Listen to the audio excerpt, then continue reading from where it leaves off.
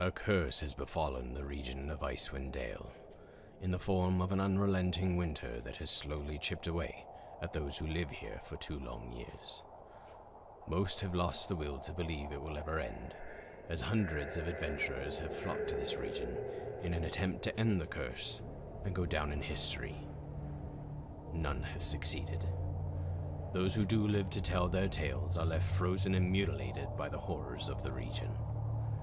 Join us as an unlikely group of adventurers come together to try and best these lands and put an end to the curse.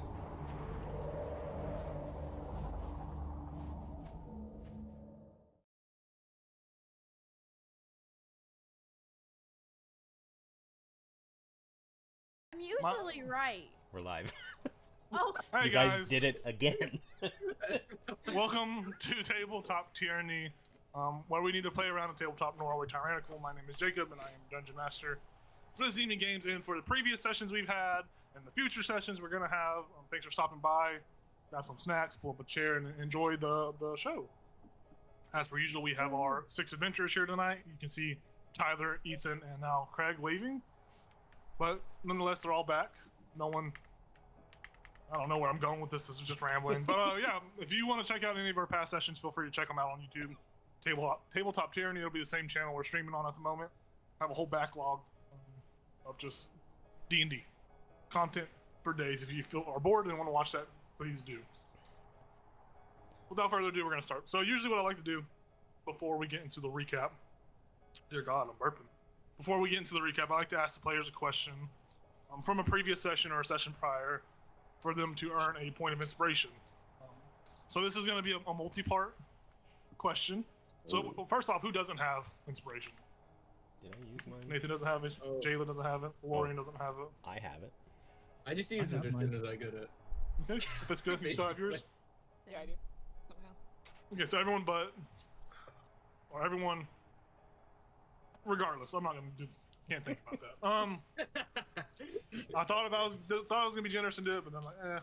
So this question, if you do know it, feel free to answer, and if you want, you can give the inspiration point away to another player. Even if you already have inspiration, that's how inspiration works now. If you have inspiration, you get inspiration, you can give it to someone else that doesn't have it. So it's pretty nice. I think it's always been like that, honestly, but I don't think many DMs implemented it. I think it's like an optional thing. But nonetheless, so last session,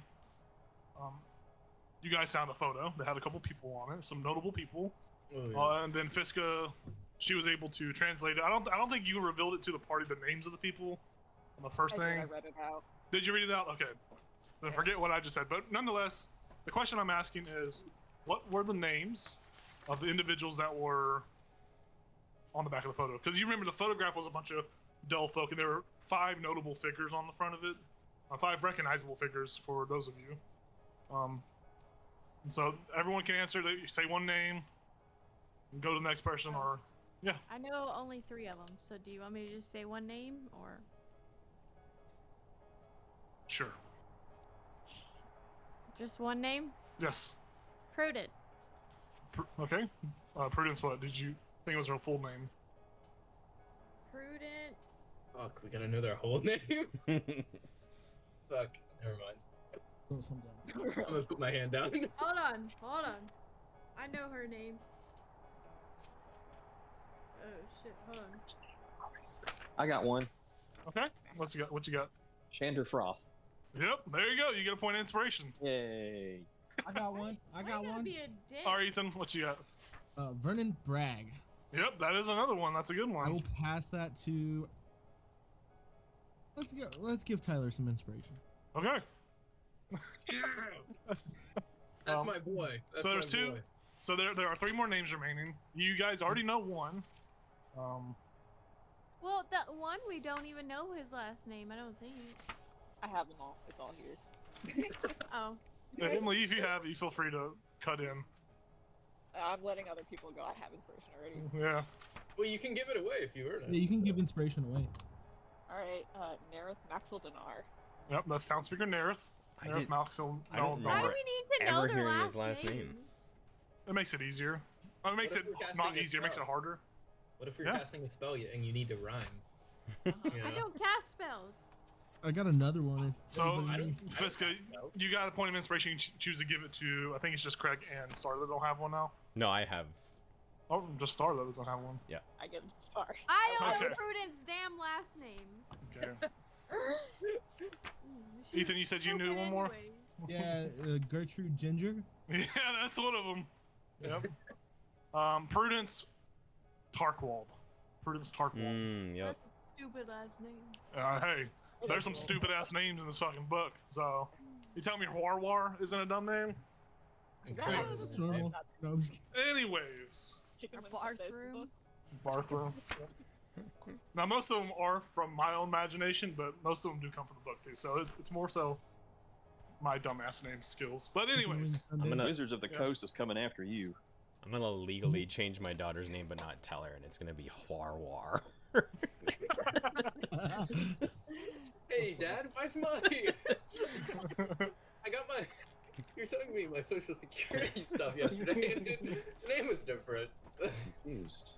She won't know for the next 6 years. I have Everyone- something you sit down. everyone should have inspiration now, which is awesome. So, a little bit of a recap for those of you players and for people watching. So the battle inside, so last session, the battle inside of Chandra's house, which was continuing on from the session previously. It raged on. Fiska and Ichabod rushed back inside, where they successfully dispatched one of the two remaining doppelgangers. The other doppelganger seemingly escaped the battle and fled into the secret tunnel beneath the house, which is information you guys would come to learn later on in the session. As the battle concluded, tensions were a little high in the house as Elazel doubted that Fiska and Ichabod were actually the real Fiska and Ichabod because he was hiding in the bathroom, trying not to die because he was on the brink of death, or unconsciousness at least. There was some talking amongst y'all where, trust began to rebuild, and then eventually, as y'all's trust was rebuilding, the rest of the entire party showed up at this house. And everyone proved who they were. They all did information recon on each other just to find out who's who in the zoo. But nonetheless, you guys all were friends. Y'all began to patch yourselves up, and while you all were patching yourselves up, Lorian went off to the meat hall to get the mail courier and the trunk that was stolen by Jayla and Fiska. Upon bringing it back, the party kind of went through the trunk where they found some really nice white shoes, some Michael Jackson shoes, some fancy dress clothing, and they found a photo of what appeared to be a bunch of a bunch of people dressed in fur, and there were some key individuals, which we just did. Those are the names on the back of the photo. And it had some kind of connection with this something called Operation Mastermind. Later on, there would be another note found that was a secret note that said to that the doppelgangers in this town had been summoned to Karkalok on Nightall 15th. The same date That's as not how Goblin. you pronounce that. It's Karkalok. I'm not drunk enough yet, but that was some information that was important. And then the other important information came from the mail courier who gave Ichabod a letter, which was basically a summons to the town speaker, the council of speakers meeting. That would be also held on Nightall 15th.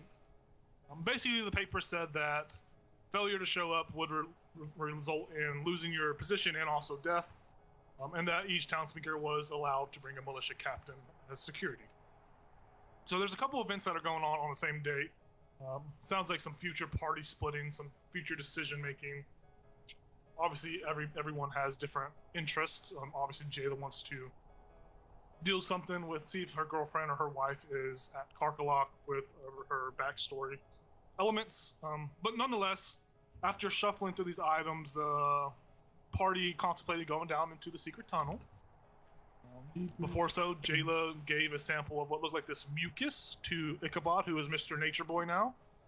He was able to examine it and realize that it was a secretion from a polar worm or a remoraz, which is a formidable creature.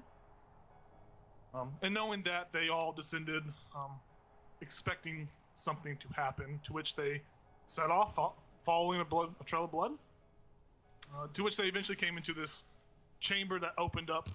It looked like the tunnel that they were traveling continued forward, but it also looked like they were branching a branching network of tunnels that went in different directions as well.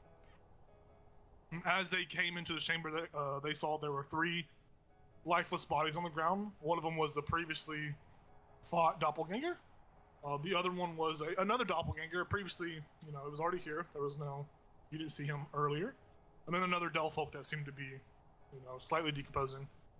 But these bodies were twitching, and upon further examination from our melee characters, they noticed, more so Jayla noticed, that there were holes, these gaping holes in their chests. And as she peered into it, she noticed that the hole continued through into the ground. It looks as if something like burrowed down into the ground away from these bodies. To which Jayla's blind sight picked up on something. What's up? Tyler, you raising your hand? Oh no, I'm texting your brother. I'm texting Ethan about wrestling for it in the mud with no clothes on. Oh, okay. Okay. What? All right. I thought. I just thought you were raising your hand. You looked like your hand was cold. No. But nonetheless, Jayla, upon examining, she did notice something with her blind sight underneath her feet, rushing up to attack. Now, before I change the battle map over, I'm going to kind of add on to that because I kind of cut it off prior to you guys seeing the threat. Jayla did warn y'all that there was a threat coming. I just said, oh fuck. Yeah, so y'all know something's going on, but there's no surprise round because, Jayla's made it aware that something's happening. So you guys are, you're surprised, but you're not surprised the condition.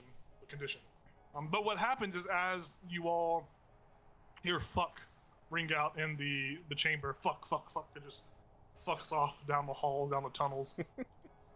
But what you see is exploding out of the ground in 3 different locations. It seems to be one right next to Jayla, one. Well, let me see. Actually, let me change this over so I can make sure I have a good visual, good explanation.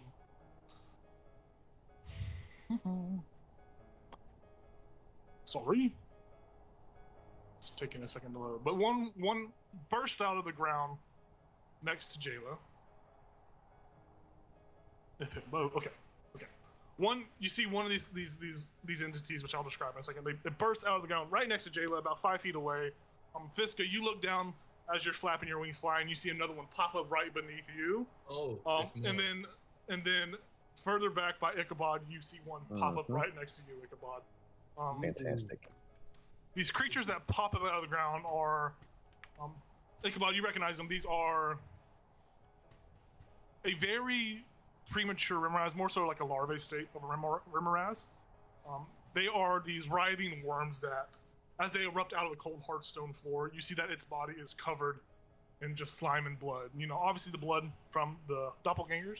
The slime is just, its natural secretion, very familiar to what Jayla had collected. And you see as it pops out of the ground, it kind of turns its blind gaze towards you. It has no eyes. It's just a lamprey mouth, just a sucker. You see just thousands of little teeth that actually kind of like spin inside. And you see as its mouth is agape, dripping out of its mouth is this stream of blue liquid. And as that liquid hits the floor, you see that the floor, a little bit of ice begins to spread around where the saliva dripped. And that's what you guys see as Jayla says, fuck, these little worms just pop up out of the ground. And obviously they are raring to eat some flesh. And they are like this. They look these little worms. Oh. They're like these little guys. Or something. Yeah, basically. That's kind of the best explanation. But go ahead and roll your guys' initiative. I'm going to put some different music on for us. Okay.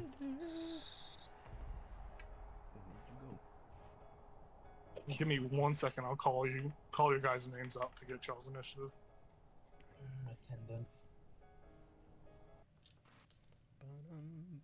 Nice. I was really contemplating using my inspiration. You definitely can. Don't forget, okay. those of you with birthday crits still have those available. I think it's Emily. There's a bunch of October birthdays in this group. Gotta use I will remind you, if you don't use it before your birthday hits, you lose it. They don't stack. So, I do recommend using those whenever it is convenient. I'm gonna be honest. I was like, oh shit, my birthday is coming up. Felt like I just used it. I think I've waited a while. Anyways. So, Jayla, what was your initiative? 25. Did you get a crit? 19. Oh, natural. Oh, damn. Hey, I come have on. plus- yeah. 10. That's crazy though. That's a good roll. Lorian, 18. You got me while I was drinking. Fiska, 17. nice. Elizo, Just kidding. I can't do math. It's 24. what'd you say? What'd you say, Craig? 9. 9. And Ethan, what'd you get? I think your mic's muted. It is muted in Discord.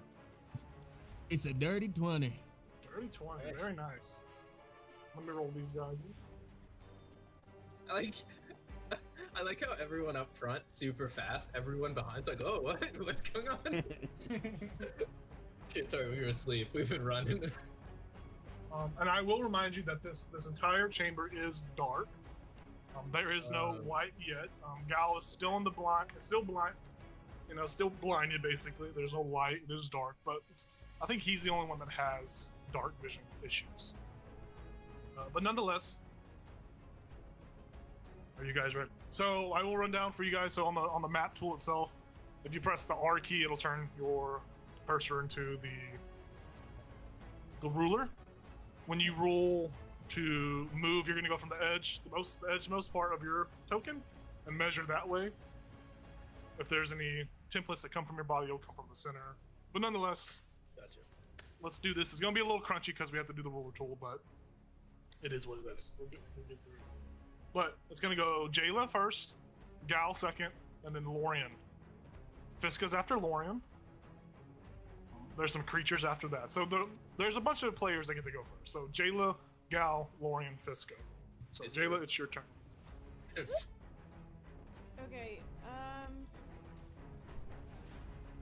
let's see.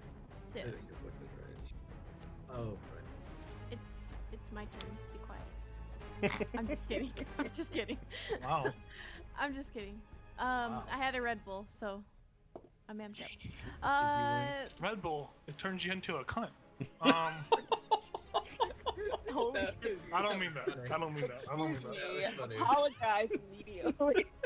Hey, baby. I'm sorry. Oh my god. That was really funny. Just kidding. Oh my gosh. Okay. I'm just gonna swing at it. Okay, yeah.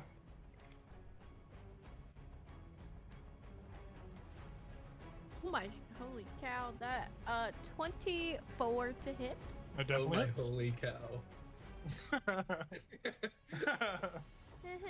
That's so so funny stupid. because I'm a cow. Yeah, exactly. If you weren't a cow, you'd laugh at that. Okay, that is. Oh. That's 8 points of damage. And I'm gonna use my bonus action to use Rally. Okay.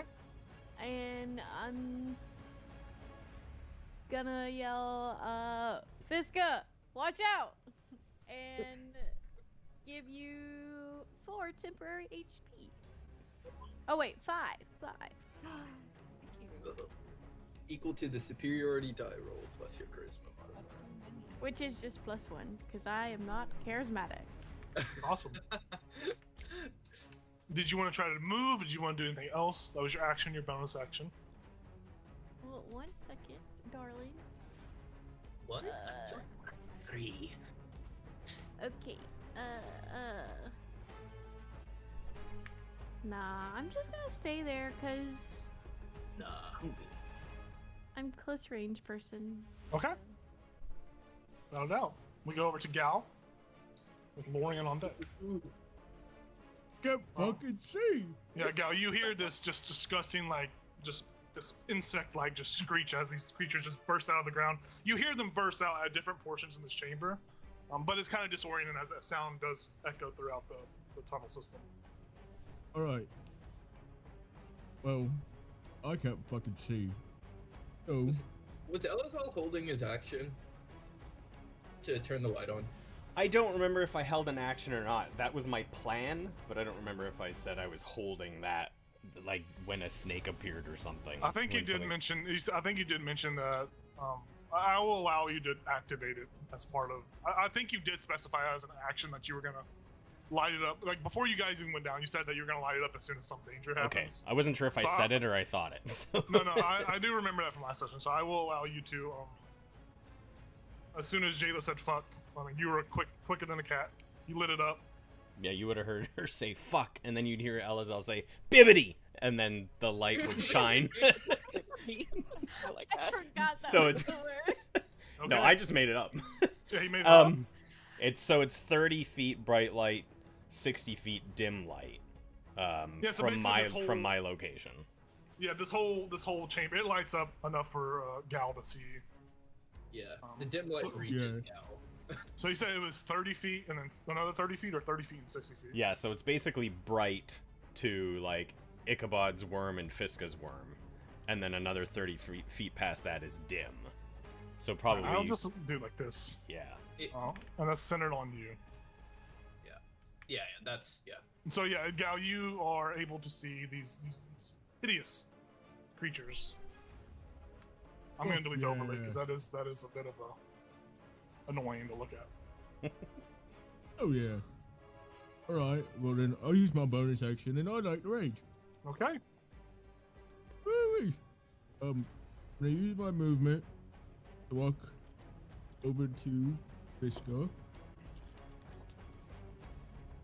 Yep. About 30 feet. 30 feet, and I'll just attack that one right there. Go for it.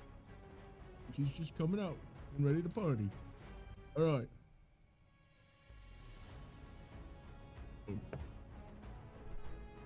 A 19 to hit. It hits. A hit, sweet. Is it with my great axe? That is 6 damage, 6 damage. You hit it on its and that is all. fleshy skin. All right. 6 points of damage. Good turn. We go over to Lorian with Fiska on deck. And I believe Lorian does have. Do you have your? You had your Yeah. right active, so I think you did have Yeah, vision regardless of. Yeah, I have my Rite of Flame. I'm also transformed because I was like, ooh, preparation. Yippee. I guess I'll go. I'm gonna go with. I'll help Jayla. Fine. I can't see her, but I can envision like, oh, rude. Okay, and I'll go over here. Yeah, for sure. And then I can make 2 attacks since I'm transformed and Okay. attacking with my claws. And your hands are on fire. My claws are technically. Actually. Does a 20 hit? A dirty. It sure does. Yeah, it does. Nice. This is gonna be a lot of damage. Since I'm going before them, I also get surprise attack. Yep. It's my racial. Yep. Okay. 11.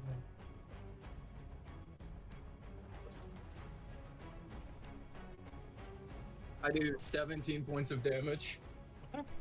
How much of that was fire? How much of that was piercing? Or is it all fire? Two- How does that two work? with fire. Okay, so Two it with was fire, the rest is piercing. so 15 piercing. Yeah. Okay, as you hit it with your on fire claws, you see it recoils and screeches, and it seems as if the fire did more damage than normal. I don't like fire, is what I'll say. Okay. And then I'll take another slide. Yep, go for it. Okay. So 18 hit or 17? 17. It hits you. Cool. 6.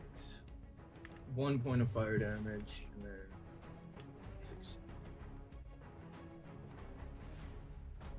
14. And then 22 points of piercing. Yeah, you absolutely just cut this thing in half. As you cut it in half, it just lands on the ground, and you see where it is cut in half. The ground begins to freeze over a little bit as some bluish saliva liquid leaks out of its body. It is no more. All it took. I wasn't done yet.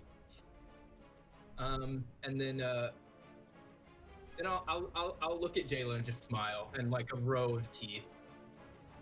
And I'm like constantly bleeding from my mouth. Since every time it happens, like my mouth like unsews itself. I like that. That's cool. Awesome. Jayla's not phased by it, by the way. And that's I can keep moving too, right? You move 30 feet to get to her. Oh, did I? Mhm. Oh, okay. Yeah. Sure. You gotta go over here.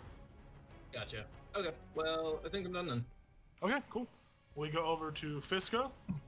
It's your turn.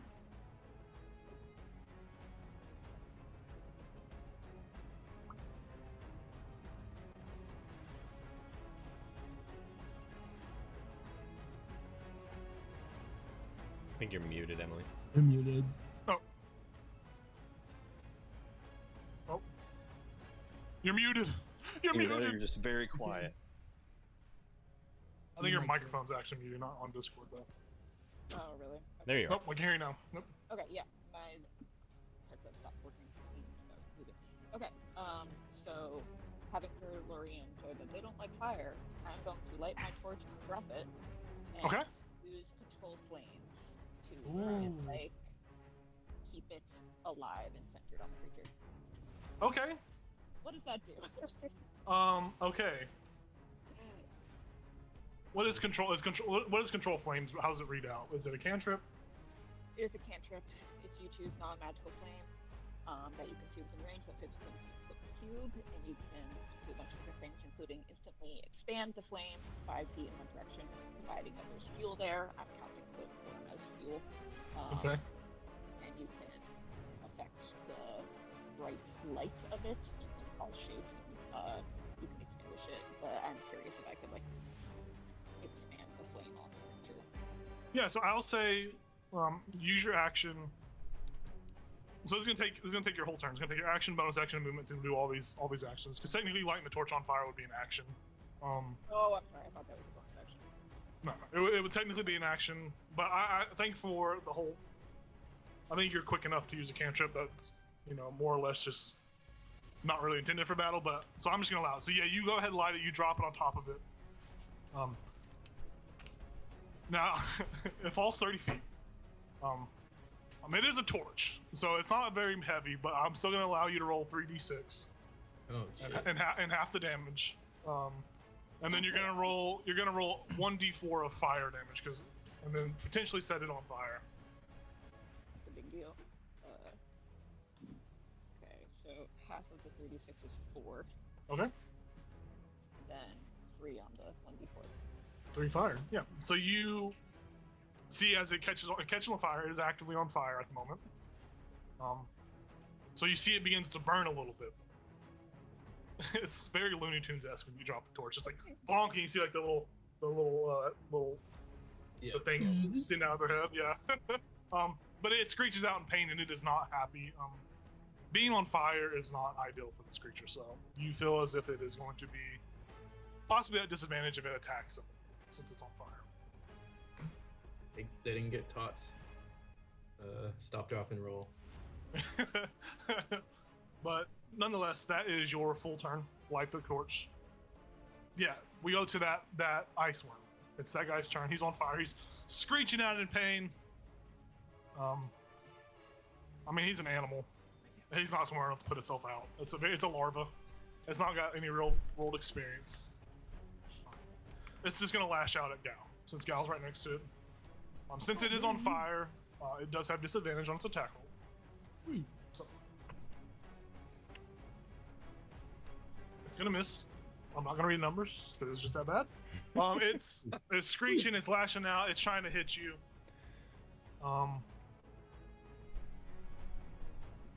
My poor worm. I swear it gets bigger. I would say it would try to burrow away, but I think it's more preoccupied on that it's on fire, and it's so confused by the pain that it can't even get out of there. So it just stays there. It's just screeching. It's very depressing. Ichabod, you feel a little sad as you watch this, being a nature boy, but it is Ichabod's turn with Elzel on deck. So Ichabod is going to, since I'm not exactly right next to this worm, he's going to run 30 feet up this way. Okay. And then he's going to rear back and throw an Eldritch Bolt at the What do we got? worm Yeah. right there. Go for it.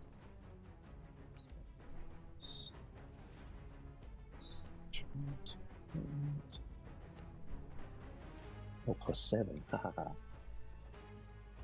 11. 11 to hit. That is actually gonna miss. Okay. Yeah, it does the Matrix dodge on your Eldritch Blast. Pitiful. It's very impressive. That's all I can do. Okay. We go over to Elizo. It's your turn. All right. You see a worm in front of you that's just on fires, screeching, and then another one that's just been killed instantly, and it's really sad. It's depressing for me. All right. I am going. Do I have enough? What's my speed here? Okay. Can I get to it? Ooh. Can I still hit it if I'm right there? Which one? The one next to me. I'm trying to go. It's like 32 feet from me, and I have 30 Yeah, I'm gonna feet say of it's movement. 30 feet. I'm gonna say it's 30 feet. I mean, when you get within 25 feet of it, you can hit it because it's 5 feet away. Oh, that's true. Okay. Yeah, so that's why it's gonna be a little weird because the ruler tool's not the greatest. But So Elazal's gonna pull out his rapier, and Okay. as he runs towards this one, he's gonna cast Booming Blade. ooh, nice.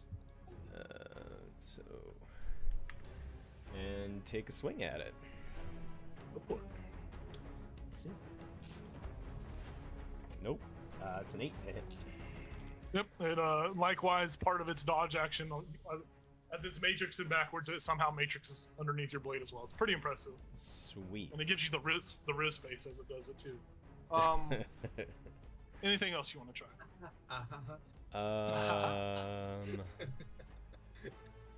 It's the Rizzler. Well, got it. No, I think that's really all I can do, and then I'll just be in its personal space. Okay, awesome.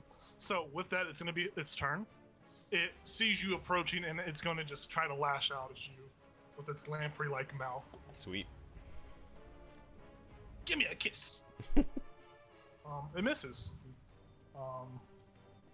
That is the end of the first round. At the end of the first round, you guys all begin to feel the ground shake around you.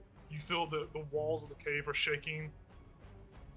So there's some sort of tremor happening within this area. But nonetheless, we go back up to the top of initiative. Jayla, it is your turn with Gal on deck. You see there's one ice worm flailing on fire.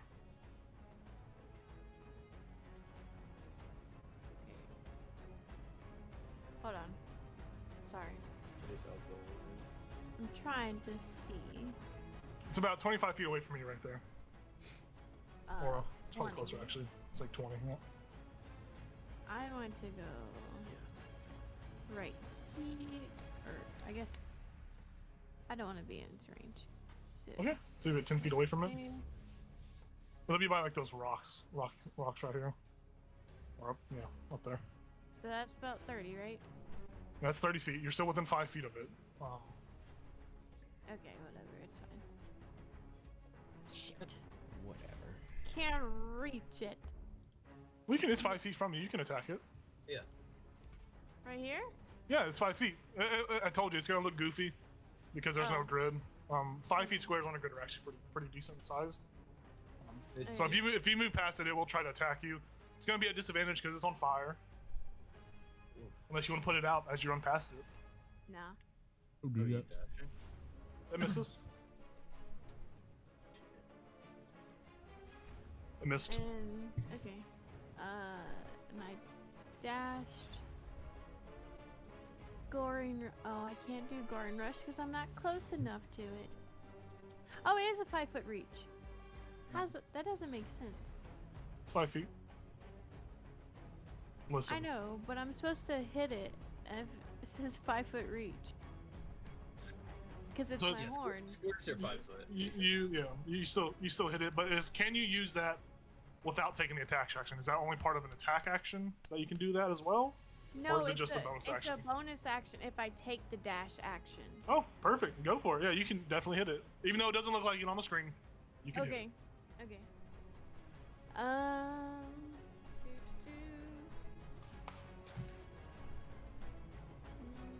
Oh. That's a 19. Oh no, Hits. that's not. It's higher than that. Hits. Okay, and it's only a D.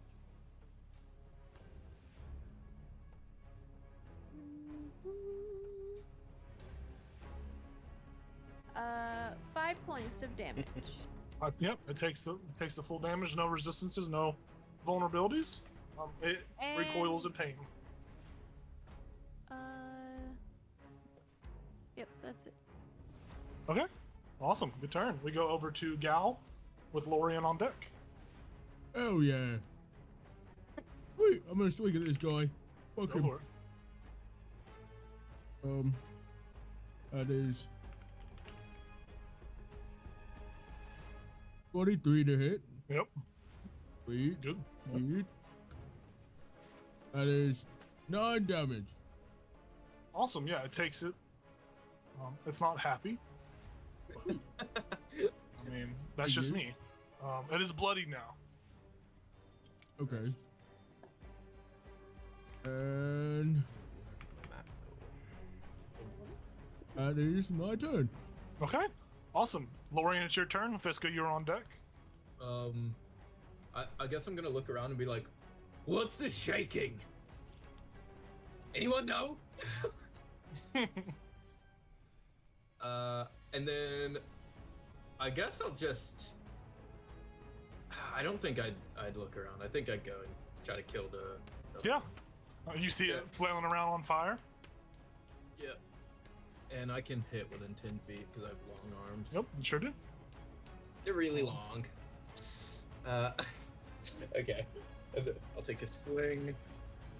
That doesn't hit because that's enough. I'll move you back a little bit because you were Okay. kind of within range of it still. Does 15 hit? Or 14? Yeah, 14 hits. Okay, nice. I missed my first one. And then it's just since they've had a turn now, I don't get the 2d6 for Yep. surprise. Okay. I do 12 damage. Well, how much of that's fire? 4 of it. 4 of it? Yeah, you, like the other one, you just grab this thing and just rip it in half as it just dies on the ground, and it is just a burning piece of. It's kind of like those little firecrackers that you light up, and it's like a little turd, a little snake turd. That's what happens to. That's what happens to it as it passes on. It's dead. They have tender flesh. Why do they die so easy? It says, "I'm just a little baby. I'm just a little guy. I'm just a little guy." Okay, that's my turn. Okay, Fiska, it is your turn. You see that flaming pile of shit on the ground now is now dead, and you see behind you, Jayla and Elzel are engaged with another. They're engaged. Oh. Yeah, I'm just gonna fly over here and shoot him with my crossbow. Go for it.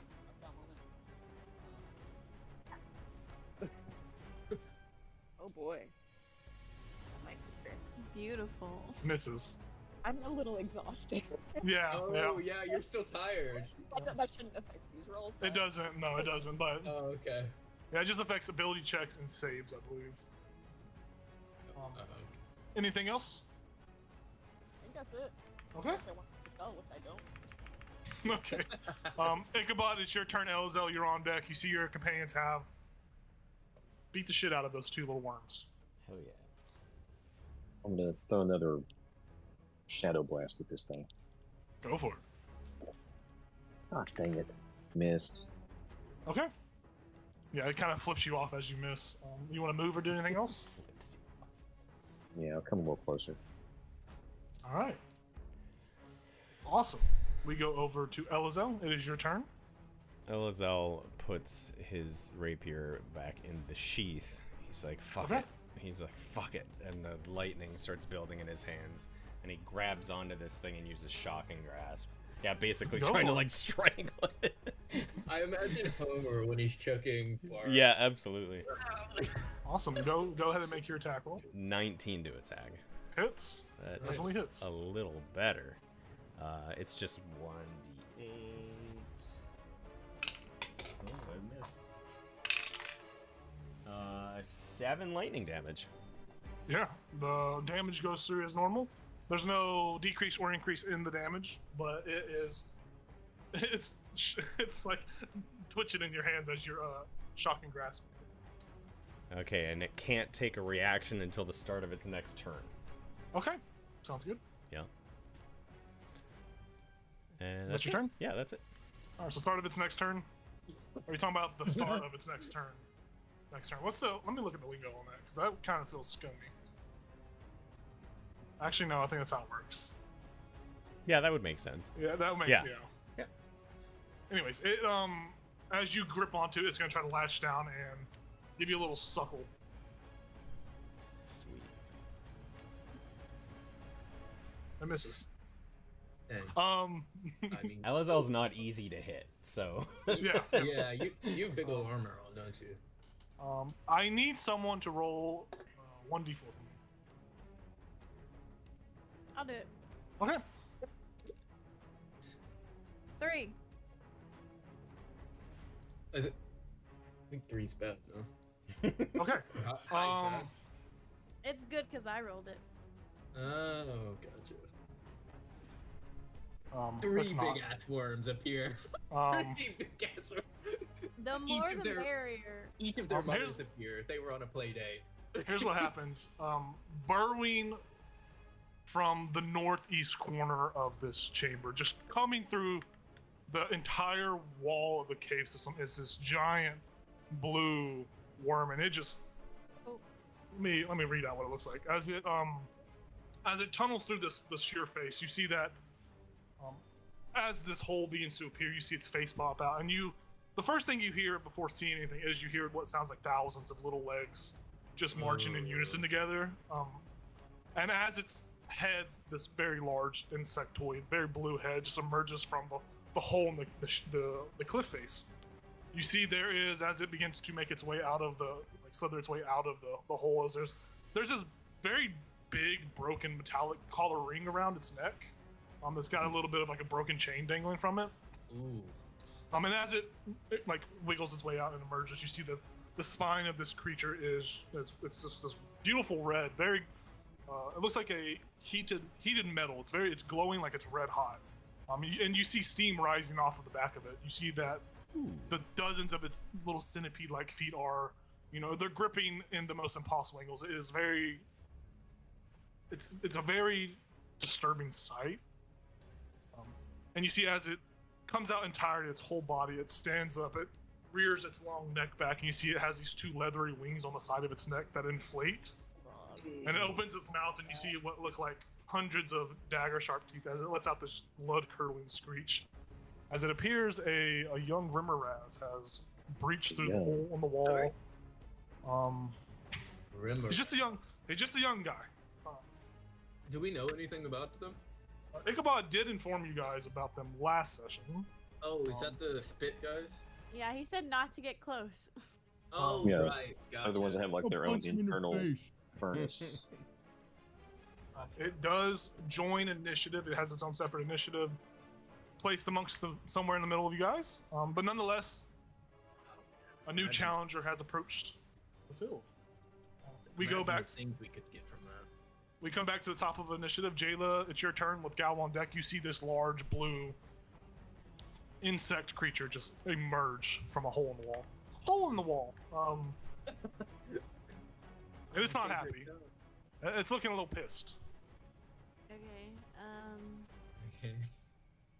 I'm far away. Hold on. Let's see how. Boop. Yeah, let's go. Okay. Pretty far from you. I'm gonna take my crossbow out. 60 feet. Okay, go for it. And I'm gonna shoot it. Go for it.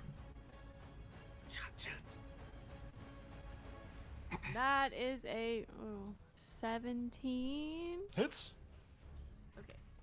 And Ichabod, you as this thing emerges, you do realize that this is an adolescent, which I'm pretty sure you learned last session as well that it was an adolescent. It's not as fierce as a fully grown one, but it's still a formidable foe if allowed to get close. And I'm gonna do a superiority die. Okay. Hold on, let me make sure I can do that. If you hold on, you're within If 5 I- feet of the other one, so its attack roll will be at disadvantage. So you have disadvantage on your attack against the younger Marines. Oh. Yeah. So I need to roll my dice again? Yep. Yep. See if I hit. Yep. That one was higher, so. Yep. Still hits. Let me make sure I can do this. Good thing we picked up that When remember you hit with the weapon attack, so I don't know if I can use my goading. It just says melee weapon attack. It just says a weapon attack. That is a weapon attack. Okay, cool. Just wanted to verify. Yeah, it's only if it says melee weapon or ranged weapon that it's lingo specific.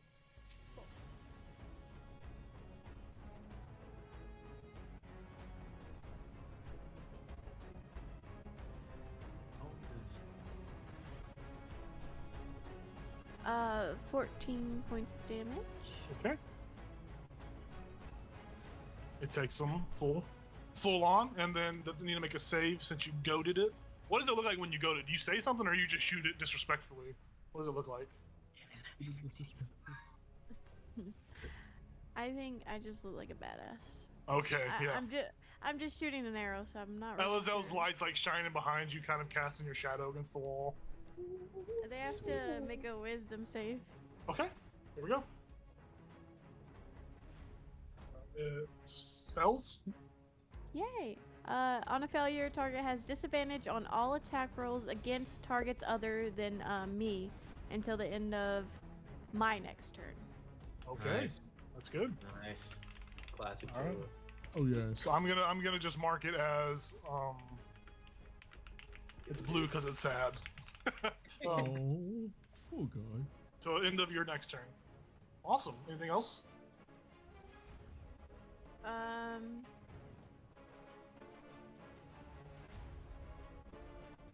Hold on.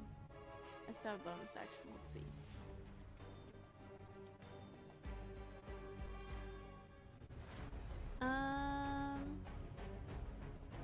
I can't do 2-weapon fighting with this, so no. Okay. We go over to Gal. Lorian, you're on deck. You guys see this huge just insect just emerge from the tunnel from the northeast wall.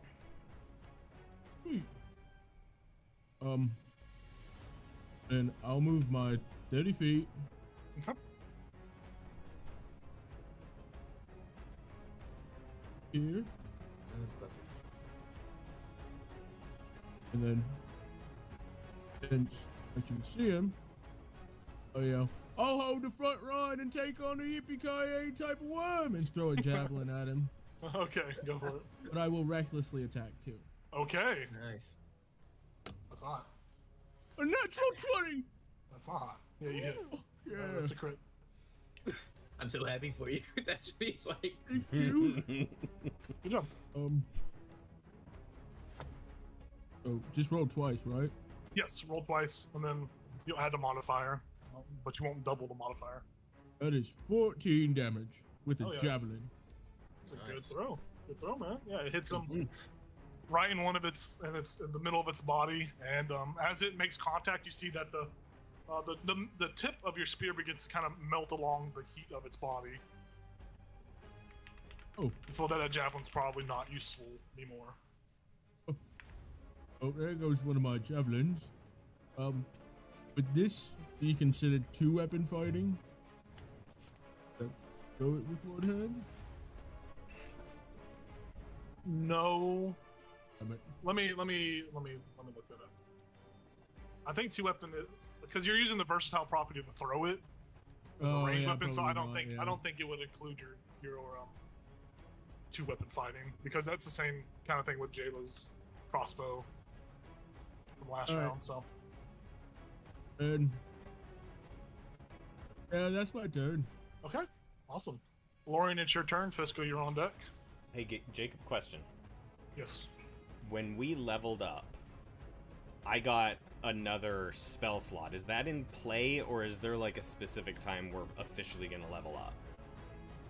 Well, you guys should have already leveled up on your character sheet. So if your character sheet is showing your level not used or not available, we're gonna apply what the character sheet's showing. So Okay, so that whatever your character sheet shows is that's what we have available.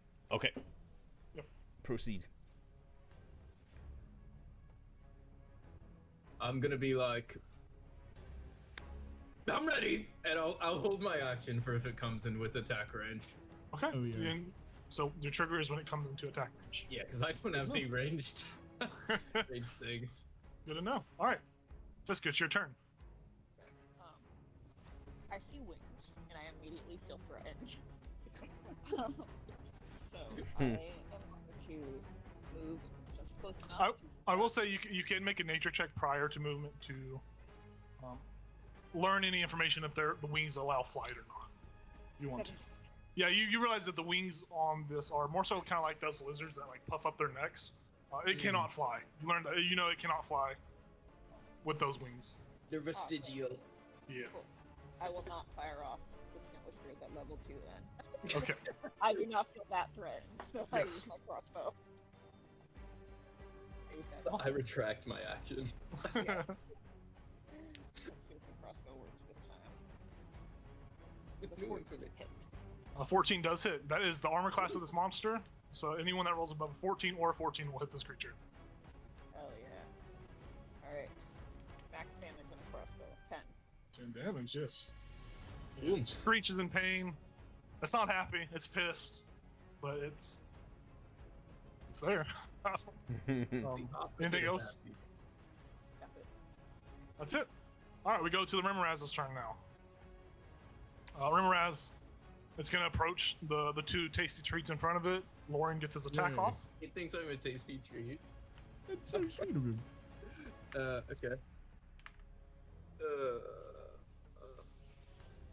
I miss. I miss. You miss? Okay, perfect. So I'm going to roll a d6 to see who it hits. 1 through 3 will be Gal. 4 through 6 will be Lorian. Hit me. Hit me. It's going to hit Gal. me. It hits Gal.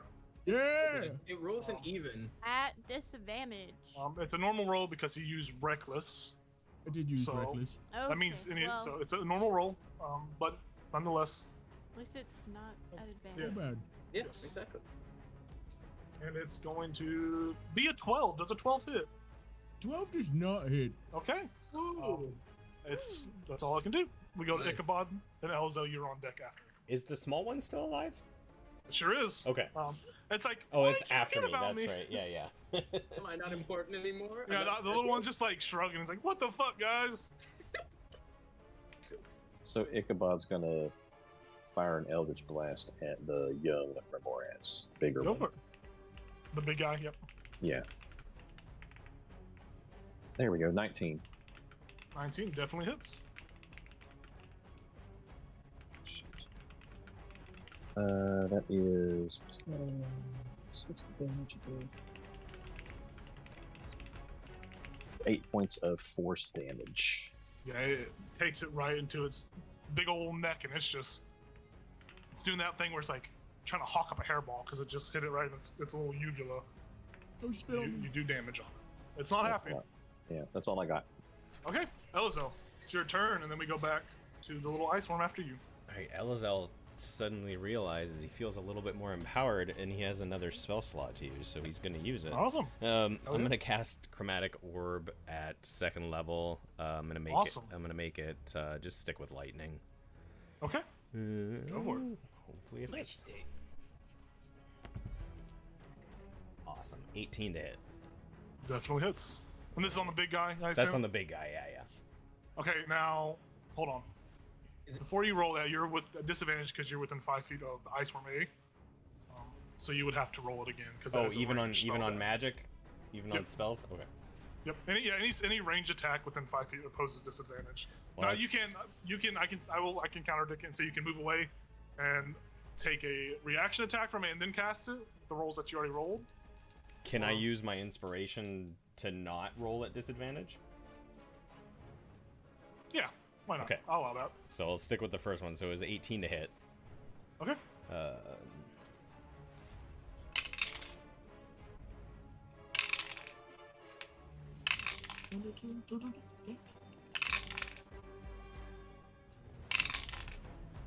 26 lightning damage. Yeah, it takes the full force of those damage, and it recoils in pain. It's bloodied now. It's still standing. I mean, it's taken a lot of damage from all you guys, but it's still standing. Anything else? No, I'm gonna stay put. Okay. Little ice worm's gonna try to bite you on your haunch, on your butt. On my butt. It's gonna miss. It misses. All right. We go back to the top of the initiative. Jayla, it is your turn with Gal on deck. Watching Jacob after say it misses. It misses. I'm on fire right now. What can I say? I'm heating up. I'm gonna shoot my arrow again. Still be a disadvantage because you're within 5 feet. Or you can choose to do what Elzel did last round if you want to use your inspiration to just roll normal. I'll allow that. Okay, cool. I risk it for the biscuit. No! A natural 20. You got one or you didn't get one? I got one. Why are you sad about that? Because I have to roll at disadvantage. Oh, yep. Unless you want to use the inspiration thing. I offered it to you. I still hold up. If you want that crit, you can have it. Fuck it, yeah. Okay, mark it off. You got a natural 20. Yay! Okay. And I'm gonna use another superiority die. Yeah, go for it. Superiority. Regular.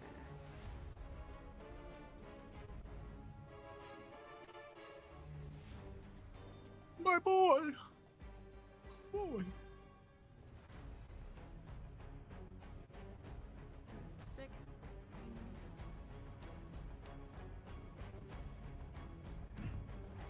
So that's 13 points of damage. Okay. Still standing.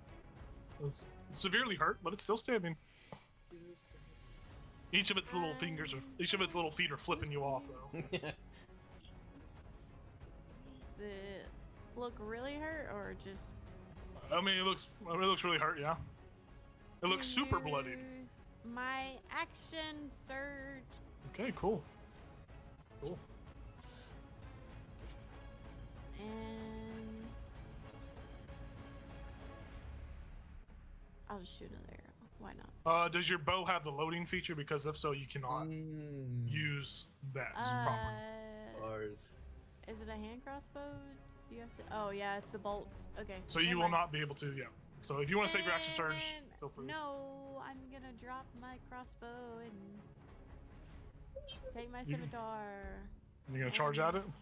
Run at it. You're gonna take an opportunity attack from the little ice worm as you leave its range. Yep. Gonna try to bite you on your honker. Wow, what would you know? Jacob might hit someone this round. So does a 18 hit? That's my armor class. Woohoo! I mean, no, man. Oh no. Finally hit someone. Congrats. Million. So you take 4 piercing damage and 10 cold damage as you leave the little guy's range. Ooh. Ooh. I'm fine. Formidable hit from a little guy. I'm fine. Okay. All right, and you rush towards the big guy and go to make a swing on him. Another natural 20. Perfect. Go ahead and roll it up. So 27 total, if you needed to know. It hits. And I guess I'll use my last superiority die, because why not? Sure. Feel free. So that's 12, 17. That is 20 points of damage. Yeah, as you cut into it, you take 4 points of fire damage right off the get because you made Cool. contact with this superheated body. But feel free to describe how you killed this young Rimmeraz as you. I Kill feel the- like as all she's those. running, she'll do like a jump and like stick in its side and just like carve down it. As she Yeah, yeah, and as you carve down it tries to like get away from you, so it even pulls itself back and it pulls. You just basically cut the thing down the middle, through and through, and now it's just a dead blue bug. But anyways, anything else you want to do? No. All right, Gal, it's your turn. Lorian, you're on deck. Jayla just killed this big ass Rimmeraz, and you have just a little guy chilling with your companion over there. How did he kill that one? That's what I'm thinking, dude. I didn't even get a hit. It is what it is. I will swing at the little guy. Go for it. As I can see, thanks to Elizo. What a reckless attack. Go for it.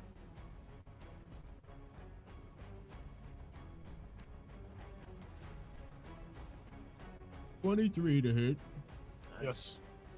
My great axe. And that is 7 damage.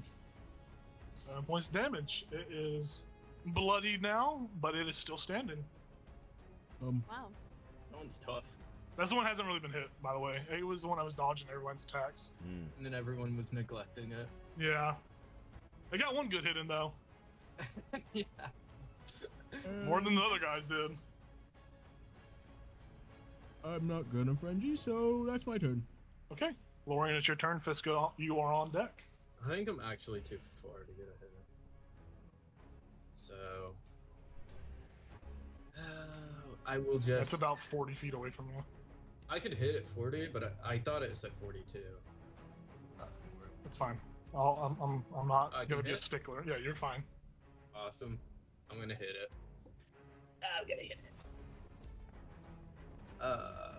16. Hits. Nice. 15 damage. Okay, if that doesn't kill. Okay. It's still alive, yeah. Oh. But just barely. It's super bloody now. Okay. No, I missed. Okay, sweet. I'll just be like, "No, I didn't get a hit at that one. Damn, you're greedy. Fiska, it is your turn with Ichabod on deck. I shoot my crossbow at him. Okay, yeah. Go for it. Oh boy. 10. Do I also miss? 10 misses, yes. That's hilarious. It seems range attacks don't have the guile to hit this little guy. I imagine that before I shoot, I kind of like look at everybody and I'm like, there's you guys. Okay. You guys. Ichabod, it is your turn. Elzel, Okay. you are on deck. Ichabod's just going to say screw this, and he's going to run at it with his, and then take a swing with his kinetic axe. Go for it. 27, he got a crit. Yes, that definitely hits. That's a good hit. You guys are doing really good. So that is. Jacob's not happy. I'm sorry. I am happy, and don't apologize. I'm super happy. So From that's- it's from you guys getting your asses handed to you by doppelgangers to just oh, murdering yeah. my little worms. So 10 points from the slashing axe, and then 1 point from the kinetic energy. Yeah, you. So 11 points total. Yeah, what's it look like as you killed this last little dude?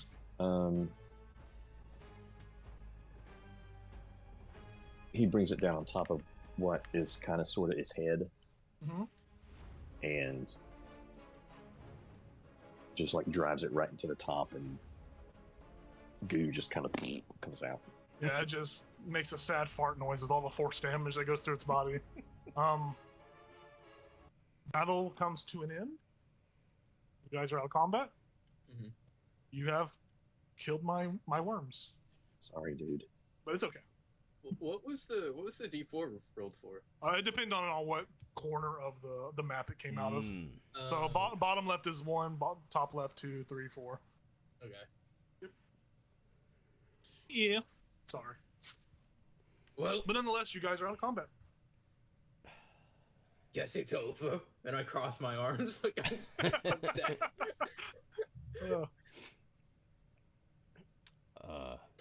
Maybe we should go check the bodies? Yeah. Or... Okay. That's what I was gonna say. Okay. Also,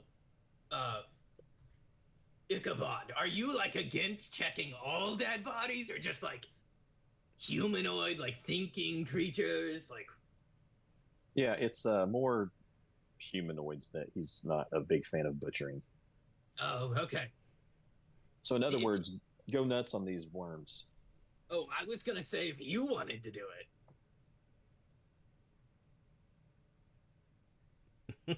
I don't want to. How about somebody? Someone Does Ichabod know if like the heat damage, how long that lasts after they're dead?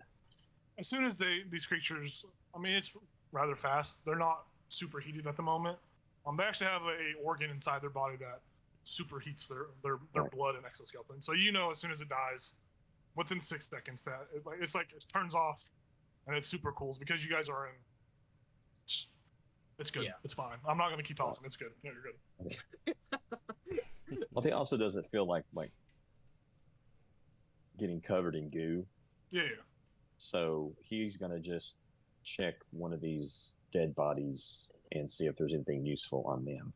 Okay. But you guys have fun butchering the worms. I want to butcher. So you Ichabod, you check these commoners over here. Those of you checking the commoners, there's no investigation checks you have to make or anything. A free check. There is nothing on their bodies, obviously. They have their fur clothing. The doppelgangers don't have anything important because the body Elazel and Ichabod are both are doppelgangers. Right. There is nothing to find on them. There is just their simple Dell clothing, their furred clothing, and then Lauren, you see the same on the other body. Once you see the other body, it looks to be a humanoid, maybe late 30s man. He kind of looks like a lumberjack. There's kind of a partial lumberjack there. Oh, so Beard. he was actually one. You probably get the bet that maybe the doppelgangers were feeding these creatures, or they threw somebody in here that found them. It's like some sort of disposal. I wonder if they like replaced them all and then just threw the real lumberjacks down here and was just like to go die. And you do look over at the Rimmeraz, and you remember as you were fighting, there seemed to be some sort of chain collar on its neck with like a broken chain segment.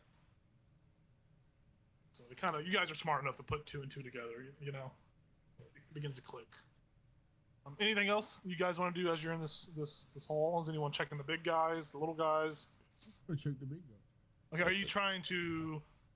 What are you trying to do? Are you trying to appraise it? Or are you just trying to rub it? I mean, it has no pockets. Rub it. Like, what are you trying to do when you're checking it? Explain to me a little better. Praise it, see what I can get from it. Yeah, for sure. So you're gonna go ahead and make a. You're gonna go ahead and study it for about a minute, 1 minute. It is a animal. I think it's a monstrosity. Where's crafted? It is a monstrosity, so it's going to be a nature check. So as you're appraising it, go ahead and make a nature check against it at advantage because you appraised it. Wait, And I will tell you what you get or can get. I'm gonna use my inspiration. Go for it. Don't take it, Dylan. A dirty 20. Dirty 20. So you learn everything you can crave from it. So with a DC 10, you realize if you harvest the Rimmeraz's blood, you get about 5 vials worth. You can make a potion of elemental tempering. Potion of elemental tempering is when you drink this potion, you become comfortable even if you are in extreme weather. So for the next 24 hours, you automatically succeed on any saving throws against exhaustion triggered by being in extremely cold or extremely hot environments. This potion is constantly bubbling as it's boiling. It also has a small shard of ice in it that never melts despite the ambient temperature. Ooh. Yeah. With a DC 15, you realize you could probably harvest the chitin plates to either make just a regular shield, a plate, or half plate shield. With a DC 20, you can harvest the heart. There isn't anything you can craft from the heart. It's a hot ball of hard, coarse flesh and looks like a burning piece of coal. Arctic communities usually prize a heart for the heat it generates because it continues to generate heat several weeks after enough heat, comfortable heat. You learn that the heart is worth about 150 gold. The chitin plates are worth about 200 gold.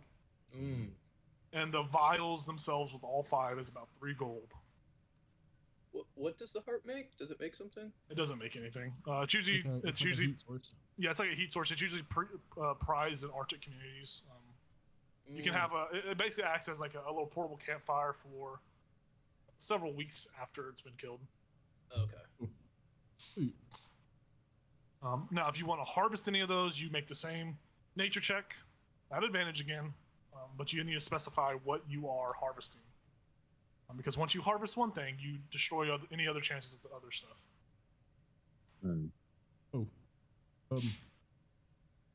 If you want to, you can feel free to share information. So, got a couple options. We can get its scales to make a shield made of half plate. Some vials of blood. Will I can't remember. Make it warm.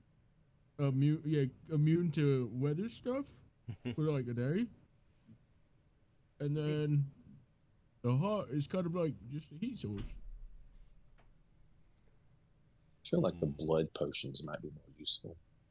Yeah, just go having lived here. She'll be like, we should get the potions. Oh yeah, don't listen to me. I don't know anything. You're a nature boy. Good amount. That's true. I'm not from here. Unless someone wants the shield. But... The shield would look cool, but other than that, it just functions as a shield. Oh, it's just the shield? Yeah, Okay. it's nothing special. It looks cool as fuck. But I'm the gonna go chitin back and- the chitin is worth 200. Just Yeah. the same as the doppelganger brain. Just for perspective. Does it take all 5 vials to make 1 potion, or is that 5 potions? So when you harvest the blood. when you harvest the blood, you get 5 vials. Each vial can make a potion. Each vial, okay. So yeah, that's 5 potions. pretty good. That, like It's if pretty we're good. if we're stuck in a blizzard for any length of time, that could really come in handy. Could I make the potions? Because I have alchemist supplies and I'm trained in them. Yeah, you actually could. You would have to go get the right ingredients from town, and then I have to calculate how long it takes. But it would be something you can do outside of as a downtime. Right. You just have to specify. But you have proficiency with alchemy tools. You just need the other ingredients, and you could definitely make the potion. Told you I'm smart, guys. Right. Elazar will just say, I mean, money's nice and all, but those potions sound pretty good. Yeah. We're going for some blood. I think the blood, yeah. I mean, that's my vote anyway. We have enough vials. Do we know the going rate for those types of potions? For the potions of elemental tempering, Yes. it's an uncommon potion. So whatever an uncommon potion is priced at, that will dictate. I'd have to look. This is the post-game stuff I can figure out, the logistics on that. Okay. Because I was wondering if it just makes more sense to get the money. As a DM, I will say the potions are pretty fucking good. Yeah. Regardless of the money, the potions are really good, especially for later events in this campaign that can happen.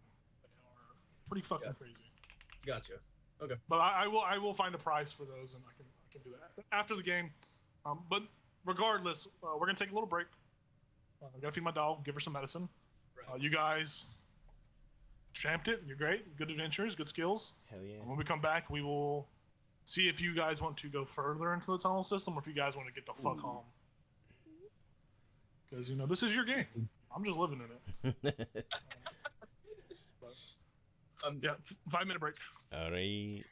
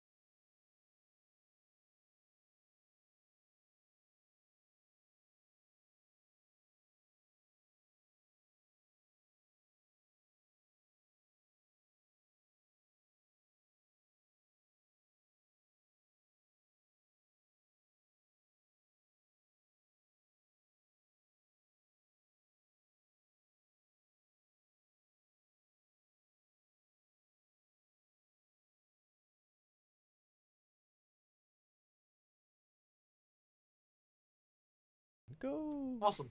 Welcome back, everybody. So the combat just ended. You guys dispatched all of my little worms. And as you are in this tunnel system, it grows quiet once more. You see that, originally the tunnel you came down. Are y'all notating what tunnel y'all came down? Just Yeah, it was for... the front one. The big tunnel. Okay, well, so you guys are in a chamber that has a tunnel. The tunnel you were going down continues across from where y'all came down, and there are 2 other branching tunnels. Let's split Well, up. now 3 because he just made a hole. And then there is a tunnel hole through that wall face that just got burrowed. And it has Ichabod was the closest on the battle map. Ichabod, you are closest to that tunnel. You are superhuman seeing. But as you kind of peer into it, you see some of the rocks crumble away. And in that subtle shift of rocks, you hear the rocks cascade back into that hole that the rimmer has opened. And as they fall, you hear them tumble down into the dark depths. But eventually you hear them hit something below that causes a loud thud to echo throughout the room. And it's not the sound of something hitting rock, it's the sound of something hitting metal. Oh. You can't really see from where you're at, just because you get a little closer. Right. But you do look in the other tunnel directions, and you see the tunnels. They go on fucking forever. Who knows what's down there? Because Jacob doesn't really know. But So it sounds to me. So Ichabod would relay that to the rest of the party that there is something metal at the end of this new tunnel, wherever this giant worm came from.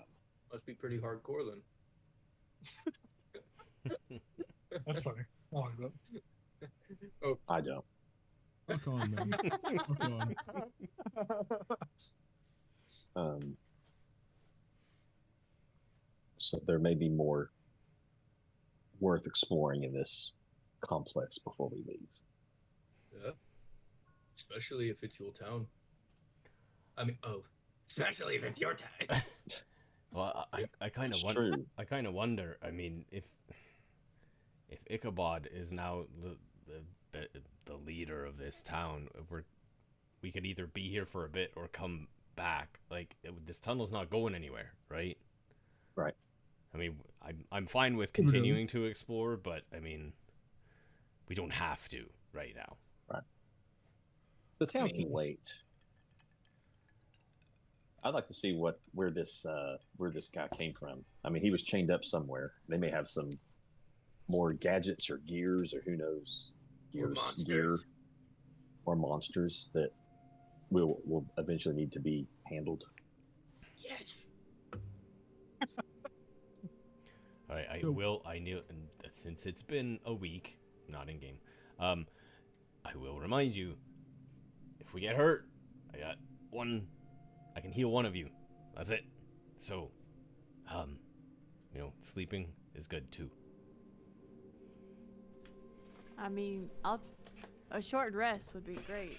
I only have an hour on my transformation. I'd really like to get going. Okay. Well, if we get down there and see, like, holy Lord, it's an army of doppelgangers, we can Oh, not engage. Yeah. yeah. Yeah, as long as we get down there quietly and Yeah. can actually make that choice. And it's not like it's a new tunnel that this thing burrowed, so it's probably gonna be rocky and crumbly and not, weathered and worn by the elements. Wait, did I misunderstand? Was the tunnel straight up and down, or was it an actual tunnel, like left to right? So the new tunnel? The You're new referring tunnel, to yeah, new yeah, tunnel? the new one. The new tunnel that came through a sheer cliff face or one of the tunnel walls. You saw it come out, but you don't know if it came down from below and out, or if it came up from below. So from where you're standing at, it's just a tunnel. It's just a tunnel face. Well, here's what I could do. There's no actual it doesn't look from where you're standing, of course. It doesn't look like a platform tunnel like what you were descending upon earlier. Yeah. So it doesn't look like that from where you're at, but you could get closer, make a perception check and see. So between my devil's sight and I could cast a spider climb, and I can just scurry down along in there. I mean, do you want to do that for a distance and then come back and report? Yeah, I can do that. Yeah. All right. I mean, I'd like to follow you, just as your militia captain, just to Right. make sure you're safe. But I mean, I don't want you Right. I think that defeats Taking the it- purpose. taking a tumble and Well, I wouldn't go down the. If you want to go by yourself. It's more of a scouting mission than a right. like because he Hold can up. he can be pretty silent, I assume, right? Yeah. I don't know. I I don't know how a spider climb works. It's just like walking. Right. Okay. Okay, go ahead. You guys figure out how many vials we got? Oh, right. We can get the blood Yeah, up you that guys guy. can harvest some blood. I'm gonna go take a peek down this tunnel. Yeah, it would probably be dependent on what Lorian has in his alchemist kit. Have you used your alchemist kit yet? Yeah, I've used it once. I think I used. I will say you have enough vials for this 5 vials. Because you guys, when you drink a potion, you don't just toss the vial. You don't pollute the Icewind Dale earth. You're not just loitering or littering or whatever. We're Not good loitering. citizens. Drink it Yeah. and smash. Mm. Yeah. You don't litter. Another you one. Don't, you don't litter in gold meat, even if it's underground gold meat. That's how water pollution happens, man. It'll be like one little tear come down his face. You have enough vials for this, but after this, you guys, unless your character sheet specifically says you have vials, you don't have any empty vials. I need to. Okay. And you have to make a note to purchase more vials or. Need more vials. Right. Well, I'm good. So I'm we're going to done bridge. harvesting everything? Well, we Um, can also get the little worms. You still have to harvest. He still has to make the check to harvest. It'll be a DC 10 to actively harvest those I've got vials. You still have advantage on the roll because you did appraise it. this. Sweet. No one can help him though. Yeah, buddy. Got this, guys. Sorry. It's nature? Yep. 15. Yep. You successfully harvest 5 vials of Rumoraz blood. So Oh, just nice. go ahead and notate it on your character sheet, and then after a session, whenever I get the time, I will update your stuff. I'll update the craftable items channel. But nonetheless, Ichabod, or did anybody else want to look at the little worms too while y'all are? Yeah. I wanted the big worm, like after they're done harvesting. I was just gonna grab an organ or something. Okay. Throw it in my little heart bag. You find a nice set of gonads as you rip them out. Gonads. You find a miscellaneous organ. So just notate it on your character sheet. I want to look at the little one. You look at the little worms. No investigation check required. There's not much to gather from these. These are actual like larva state entities, monstrosities. So there's not much to get from them. I mean, unless you just want to carry a dead one around with you just to look cool. No. But it's a new scarf for Make a Ichabod. stole out of it. I want to cut the heads off of all of these people. Yeah. I'm not taking them, but for good measure, I'll just. Yeah, you don't see any glowing snowflakes, but you cut the heads I'm off. not going to risk it. Yeah. Perfect. So I cut their heads off. Yeah, awesome. Ichabod, you cast Spider Climb and you begin. So you get up to the actual opening of the tunnel. You look down, you don't see it. It does look like a drop off. Like it just drops off completely. There are no, easy ways down. It is just a complete drop off. You climb over, you climb down, and even with your 120 feet of dark vision, you don't see the bottom still. Okay. How far do you want to go down? How much further do you want to go down? Because you're at the edge. You still don't see anything. Are you going until you see something, or? Yes. Yeah. So you walk about 130 feet down the wall. Still a drop off. There's nothing. There's no steps, but you do see it when you get to 130 feet. About 120 feet away is the stone floor, the ground floor. Okay. You do notice that as you see this at the chamber before you, it does open into a much larger area. Make a perception check to kind of ascertain a little bit more information, because you can see some stuff.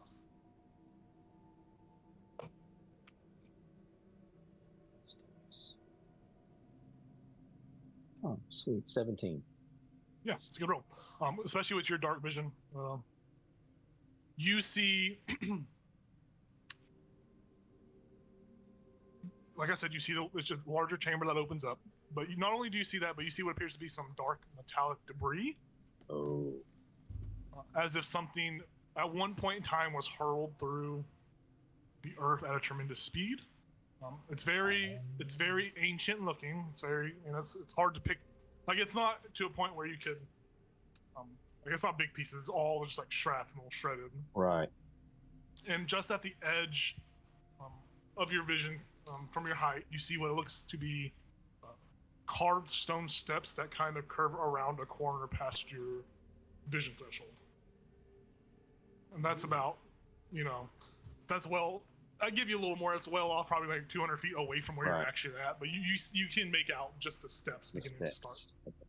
And what direction do they go? So the steps. So from where you're at on the wall, it's directly north of you. The steps, they curve around a corner to the east. Okay. And you don't see much after that. It's just a sheer wall that the steps curve around to. Okay. So at that point, I would go back. Yep. I'm kind of like looking at my imaginary watch, just like, tapping my feet, like, oh, he's not back yet. Like when you're waiting for your mom to come out of the grocery store, you're like, oh, is she dead? I remember when you first gave your flavor text for the spell, it involved a spider off the wall, so I'm just imagining that you're like really good at finding a spider. Like you're in a tavern, you're like the spider. You eventually climb back up and rejoin. Well, so the noise that I heard was the rocks hitting. There was a bunch of dark metallic bits scattered everywhere. Maybe Chardolin, maybe not. I didn't get any closer than that. But it looked as if maybe that is where it could be sourced, because it looked like something had hit and exploded.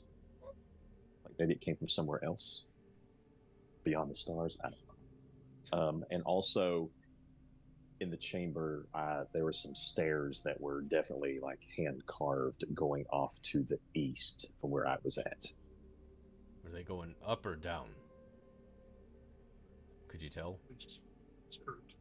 Just curved, okay. Just curved. All right. I mean, that Horizontal. Yeah. That shattered metallic thing is interesting. So it just dropped. Yeah. It dropped, right? It wasn't like an incline to get down there.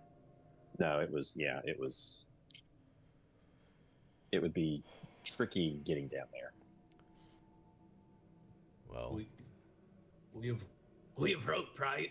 Or we could take this tunnel to the east and see if it joins up with those stairs. that's what I'm wondering. If 'Cause there's those stairs, yeah, their stairs go somewhere. yeah, and if it is Chardolin, and I mean, like you said, they must be getting it from somewhere. If it's Right. from here, they're probably not spelunking down a 250-foot hole. I mean, it's a new hole, Yeah. so they wouldn't have been. It's a new hole. Exactly. Yeah. This was not here 5 minutes ago. Well, if they have like a beast, maybe like that, the Remoraz, they could just tie stuff to it. Oh, it's true. If they can get close enough to it and it not melt it.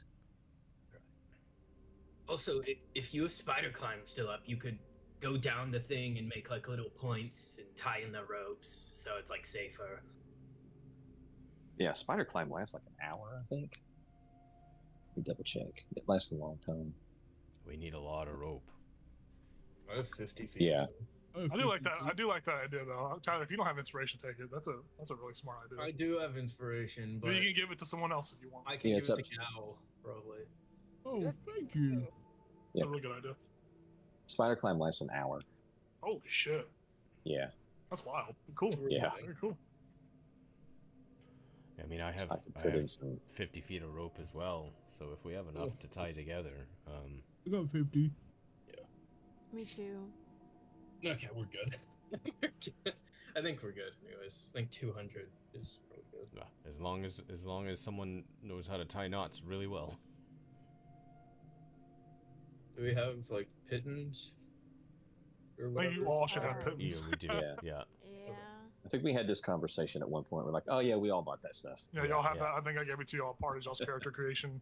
Yeah. How much rope in total do you have? Because Ichabod, you do know it was about 250 feet. It's a 250 feet drop in total. Do we have? 50? I think I have. I'm pretty 50 sure too. everyone here probably has 50 feet of rope as Yeah. part of just like the explorer's pack Yeah. or something. Okay. That's kind of like the standard, I think, of every equipment package. I will say you guys are competent enough and well versed in tying knots. I'm not gonna make you make a check to tie a knot. Okay. Dear God, that sounds awful. But nonetheless, if Ichabod is putting pittance into the wall, if you're doing that, you guys over the course of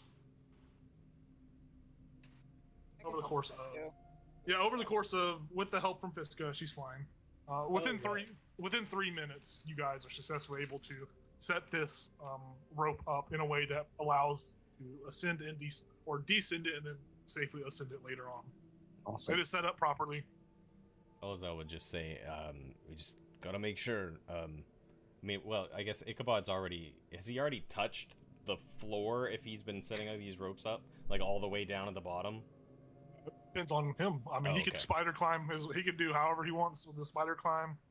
So I was just gonna say. I mean, once I get down, the first time through the tunnel, he did not touch the bottom. But I guess as they set up the ropes and stuff, he would eventually make his way down there. Yeah, Okay, I would just take say, the touch bottom. I mean, be careful. If it is Charlatan and you step on it, might not be good for you. So if that's shattered all over the place, we just have to be careful where we're stepping until we know just whether or don't- not that's what it is. Just don't rub it all over you. Right. If Ichabod, when you do touch the ground for the first time, perfectly fine, and you are able to see that metallic debris is not charlatan. You know from a fact that it's not charlatan, Okay. especially up closer. But it does look quite old, quite ancient, and to you, it looks a little alien in nature. Ooh. Yeah, I will have gone down after him. Yeah. Yeah, because the gem stays bright as long as I want it to until I speak Yep, the word until to you turn dismiss it. off. Yes. So, Yes, sir. yeah, I'll have that light up so that once I get down there, everybody can see down to the bottom. Yeah, perfect. So if it is not charlatan, Hey, Fisk, you say what? You immediately just start looking for shit? Yeah, I mean, like, as soon as Ichabod touches the ground, it's fine. Like, before the light even comes down, I'm like, As soon as he yeah, touches the ground, this it's is worth okay. money. Oh, you can make an investigation check for me. as Fiska is investigating, I think Ichabod would pick up a piece of that stuff. Okay. Yeah, you pick up. Once he knew it was not charlatan, like, what the heck? Perfect. Yeah, you pick it up. You hold it in your hand, and it's this very smooth. It's almost like this stone textured metallic. It's a stone textured metal. It's very smooth and it's very well crafted. It's unlike anything you've ever seen ever in your life existence. You feel as if this is probably something. I mean, I can only say it more and more. It's something really ancient, and it's just really alien and foreign to you. But it is really well made. From the pieces that you see that are still it was just like a little lumps here and there. It's not like any giant pieces, but you are confident that it is expertly crafted. It is something crazy. Like particularly heavy? No, it's not. Okay. It's strange. It feels like it has that heft to it, but it's really light. Okay. Can I keep an eye and an ear out for any sounds or anything moving or? Yeah, you can go ahead and make a perception check as well. And then Emily, what did you get on the investigation? I got a 21, then I realized I'm exhausted, so I only got 16. That's fine. All right, Ichabod, sorry, I didn't mean to cut you off. No, that's fine. I was gonna say he would pocket a piece of that, and in case they ever meet someone who might be able to tell them more about it. Okay. Go ahead and just put on your character sheet. Just put ancient metallic debris. Okay. With the six. Oh, go Emily with the 16. You, as you're flapping around, walking around, you notice you step on a piece of something soft that crunches beneath your feet, and you pick your foot up instinctively. Your feet. I was gonna say your. I don't know. Don't. You pick your foot up. Your talon. Yeah, your talons. You pick your foot up. You see this black curved disc. Ooh. It's roughly about. It's a frisbee. You guess it's roughly 6 feet in diameter.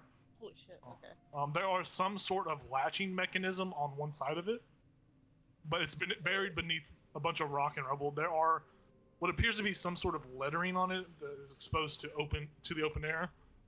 And you take another quick glance and you see that there are numerous other curved discs exactly like this, all with like these latching latches on them. They're all poking out slightly, but from what you see, you don't see any other writing on those from where you're at.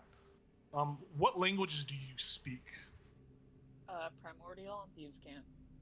This language is a little. You don't know what it is. It's very strange. I'll shout over at her. I'm like, did you find something? Not too loud, but yeah. Yeah, I'll say to the room, like, yeah, can you read this? Can anybody read this stuff? I can't read it. I There's don't letters know. over here. I go over there. I have Celestial, Draconic, Primordial, and Common. You have Draconic. I do. Okay. You can read it. Sweet. Ooh. So as you're glancing over the lettering, it's strange. It looks old, looks ancient. You do see hints of Draconic and what appear to be some sort of finer, elvish-ish type writing worked into it. It's this very elegant-looking language. It's very, very elegant. And the way that the two languages are blended together is very strange. As you look down to try and read it, can you make an intelligence check to see if you can actually interpret what it says? Oh, I can try. Even though you speak one of the languages, it's still something quite lost. Does anyone speak Elvish? Not good. I got a 3. Do you have a point of inspiration that you want to use, or no? I do not. It was not given to me by Lorian. That's fine. That's fine. Okay. Okay. Okay. I'm the bad guy. You try your hardest. You think you're making out what it says, but it fails to come to you. It's very. You feel like you could have maybe attempted a little harder, or you tried so hard and you kind of get a little flustered about it, but you're just not able to actually translate what it has written on it. I mean, could I give him my inspiration now? Sure. Oh yeah. Okay. Fuck it. Yeah. Yeah, I like that. I give him like Oh. a pat on the back.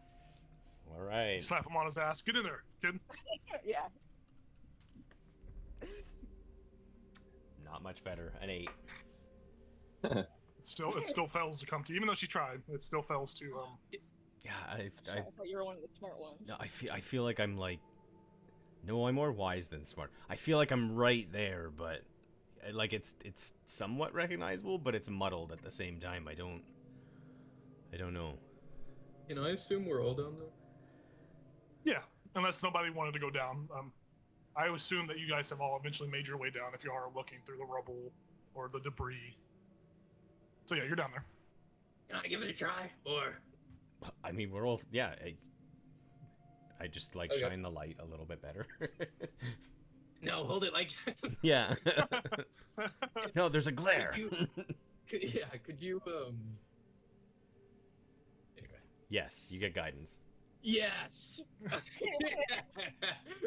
Okay.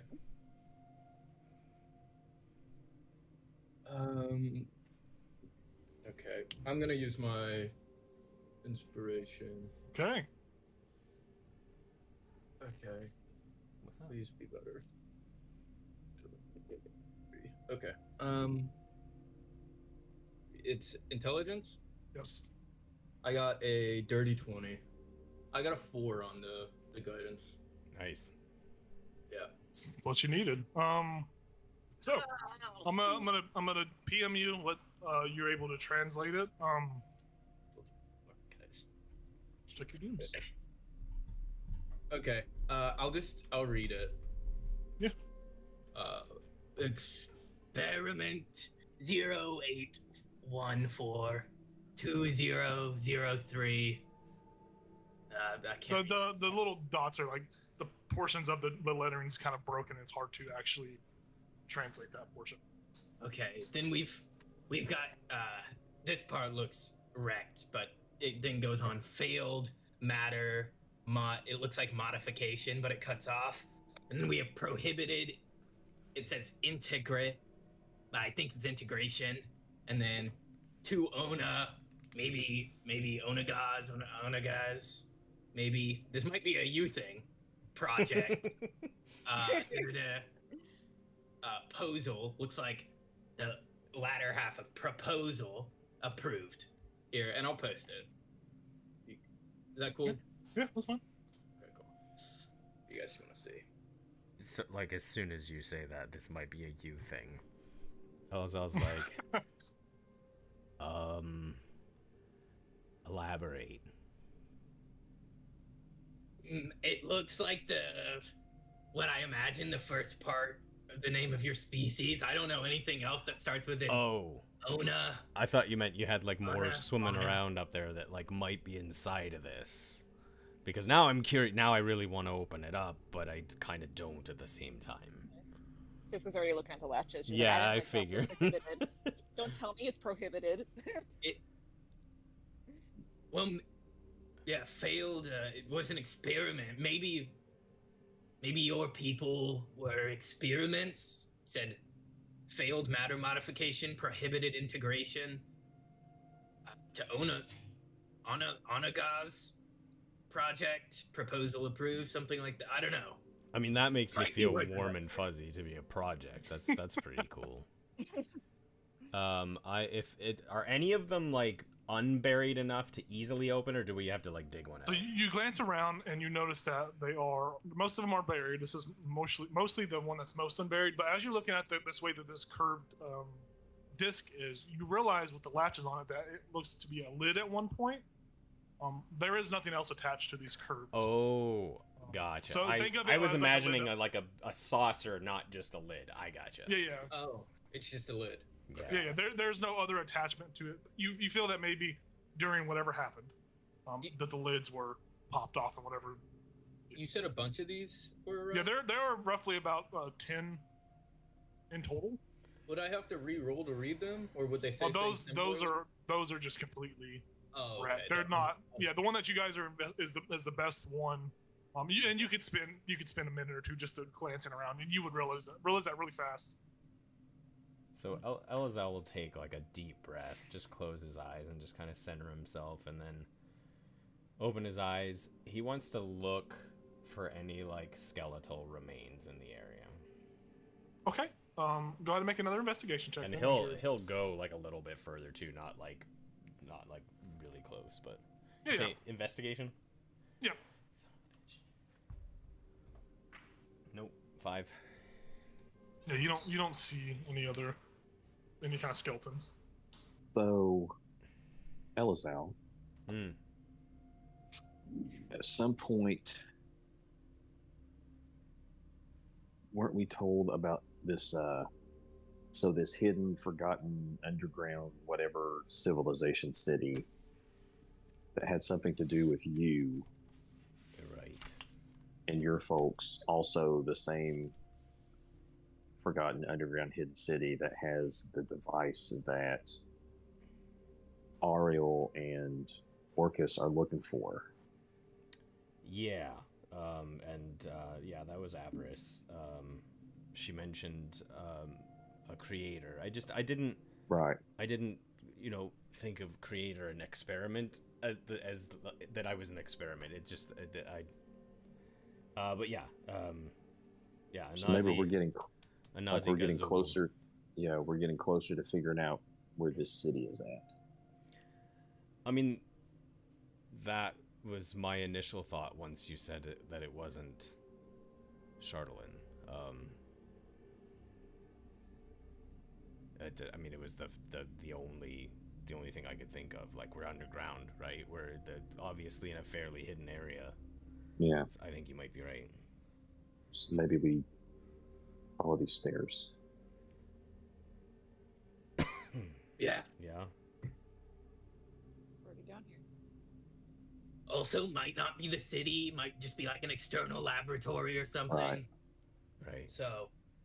Well, I mean, it's pretty clear something crashed here, or now that we're down here, does it look like maybe something exploded, or are you still sticking with the, like, it looks like something crashed into this? You see that as you kind of survey the chamber.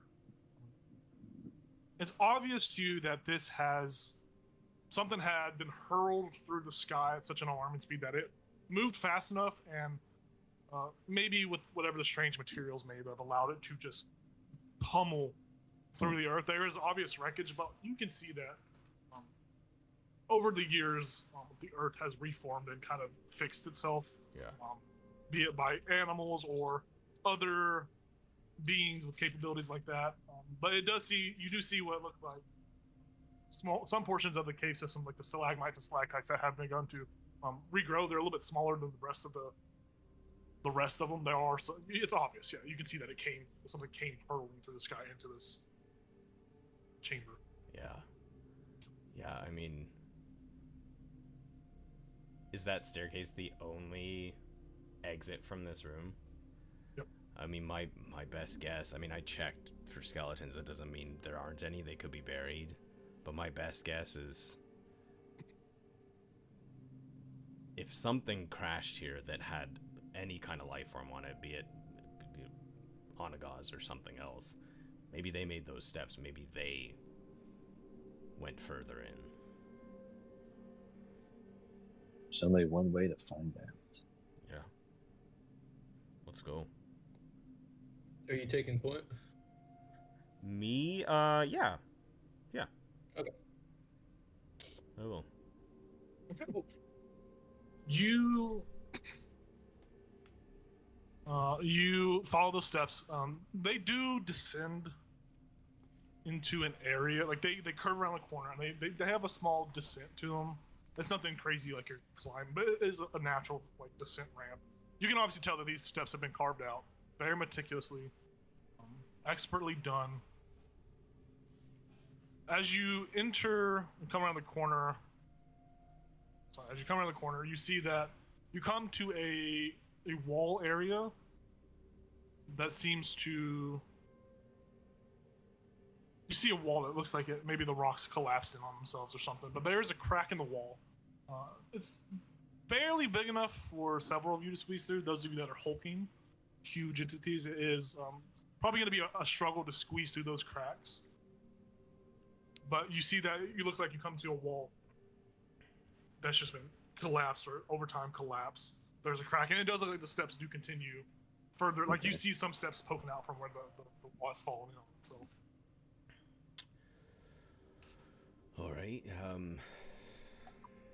I mean, some of us can fit through here. Should we try to clear some? So we can all, or should we just a few of us go ahead and see what we can see? Before I mean, we might make it worse trying to move these rocks. Right. Maybe go through first, see what's on the other side before we make noise. Yeah. Just like poke my neck through. And while I'm doing that, anyone who's particularly smart, maybe check to see if we do start moving these rocks, if will cause further issue. Me and Gal got it. We're architects. Okay, to examine the wall, it would be a survival check. I think is probably more appropriate than nature is. You can do nature or survival. I'll allow that. Fisco, you poke your head through. You poke your head into the crack, and it's you have this strange it feels very it's very claustrophobic when you stick your head in it. It's very tight. And as you're craning your neck, because you actually have to, if you want to see anything further, you would have to actually go into the tire. You poke your head through and it goes on a little ways. Oh, it's deep, okay. Yeah, it goes a little further. But what you do see as you do just stick your little neck in there, maybe about 90 feet from where you're actually at, you can see what looks like a faint hint of blue light that filters into your field of vision. It's just it's just a very light blue, calm blue, but you do see a light at the end of the crack. Alright, pull my head out. Listen softly. Far in the distance. Light. Ichabod's getting very curious.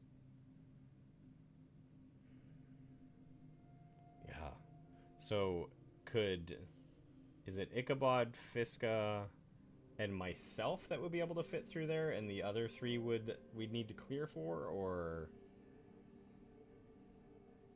Fiska and Ichabod, for sure. Yeah. You have some very thick armor on, so it might be harder for you to get through it as well. I mean, you are the appropriate size to do it, but your armor would make it harder to pass. But Fiska and Ichabod, you guys are string beans. Right. It's easy enough. The scarf lubes you up. The scarf is just lube for you as you walk through. But yeah, That's why he wears it. yes, where is it? If it makes any difference, I do only have studded leather. Oh, then shit. Yeah, get in there. Okay. Yeah, you can get in there. I mean, I have a high AC, but it's not. Yeah, this is like the best like leather armor I can wear before I move up, and yeah, it messes I think everything Jayla, up. do you have studded leather on too? Yeah. How tall are you again? 6 something. 6 what? 4.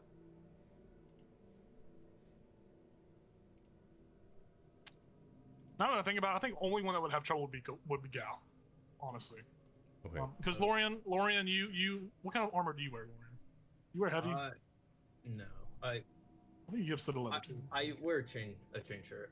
Chain. Honestly, It's being really big, really cold Lorian right now, though. Yeah, yes. Yep. I'm Yep. So everyone but Lorian and Gal could fit through. Obviously, Jayla and Elza, when you fit through, it's going to be awkward. It's going to be very claustrophobic, but you could, with time and patience, squeeze through. Given a hard attempt, given a good college try. Okay. But Fiska and Ichabod, you're good. I say we check. Let's go. We check the integrity of this before Fiska can't really see. the bigger of us try to squeeze right. through. How about I squeeze through since I can see in the dark? Right. I'll come through too, and then I'll set a light on. I don't know why I said that. I have the power now. Okay. So, Elza said something about checking the integrity of the wall. Yeah, someone was doing an investigation. Did that Who made finish? it roll? Did anyone roll nature or survival? Checked. I was gonna ask if someone wanted to help me. I mean, you can have guidance. Ethan, you're muted, by the way. I don't know if you know that. I see you bobbing your head over there. I was gonna let Tyler take the advantage from me. Nice. Gotcha. The help Yeah, action. we both have degrees. And you have guidance as well. Nice. You said I was muted? No, Ethan was muted. Me. Oh. I was like, crap. I Wait was a minute. 16. Yeah, 16. Nature. Yeah, the wall looks sturdy enough. You Even feel like when you we could, go at it? even if you work at it, it would take a while. It would probably take a little while, a little longer than you would want, Yeah. but it would take some time to clear a safe path. What if I just want to punch at it? You could definitely do that. That might weaken the integrity of the wall. Well, I mean, it could get your goal, yeah. I mean, you could definitely do that. But before we do that action, Fiska and Ichabod, I think they were moving through it.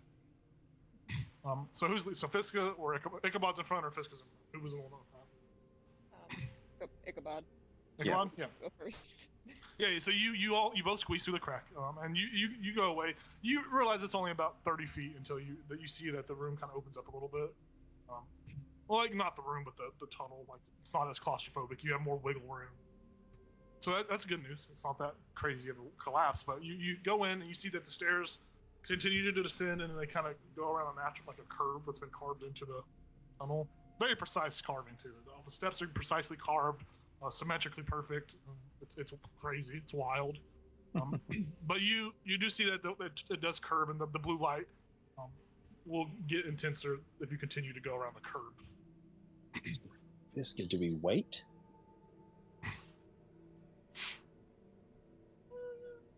Do you think you could be secret enough that you could maybe go ahead and see what's at the end there? Yeah, why not? Yeah.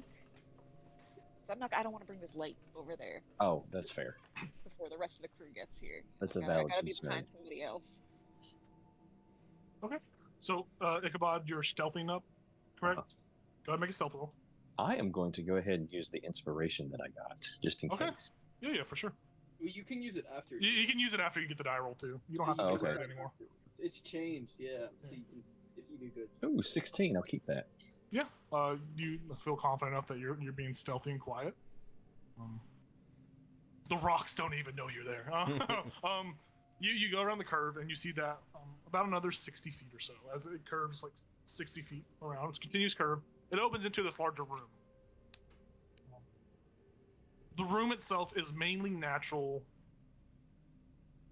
It looks mostly natural. There are stalagmites, stalactites hanging on certain portions of this room, but you obviously there has been some time invested into some delicate crafting to clear the room out to make it more symmetrical, more mathematical, yo. But but as you peer into this room, you do see several balls of blue, glowing, like blue orbs that are glowing that they just burn. And there's several of them in the room, and they cast, they illuminate the whole room. You see at the other end of the room is a massive stone chair, massive in the scale of not like giant massive, but it is more, someone maybe had an ego, wanted a nice chair. It's perfectly crafted, just like the stairs and the areas that are clear. There's a skeleton sitting in the chair. To the right of the chair is one of the absolute most complex looking doors you have ever seen in your life. There are a series of profoundly complicated looking locks that cover an otherwise fragile looking door, fragile wooden door. There are patterns of arcane runes written all over it. There's these complex logarithmic patterns drawn on it. There are matrices of spellcraft and incantations and incomprehensible blocks of glowing text. And each of those are covering some kind of locking mechanism. You notice that it is exquisitely, if you were a wizard, you'd be creaming your pants. It is the most impressive door you have ever seen.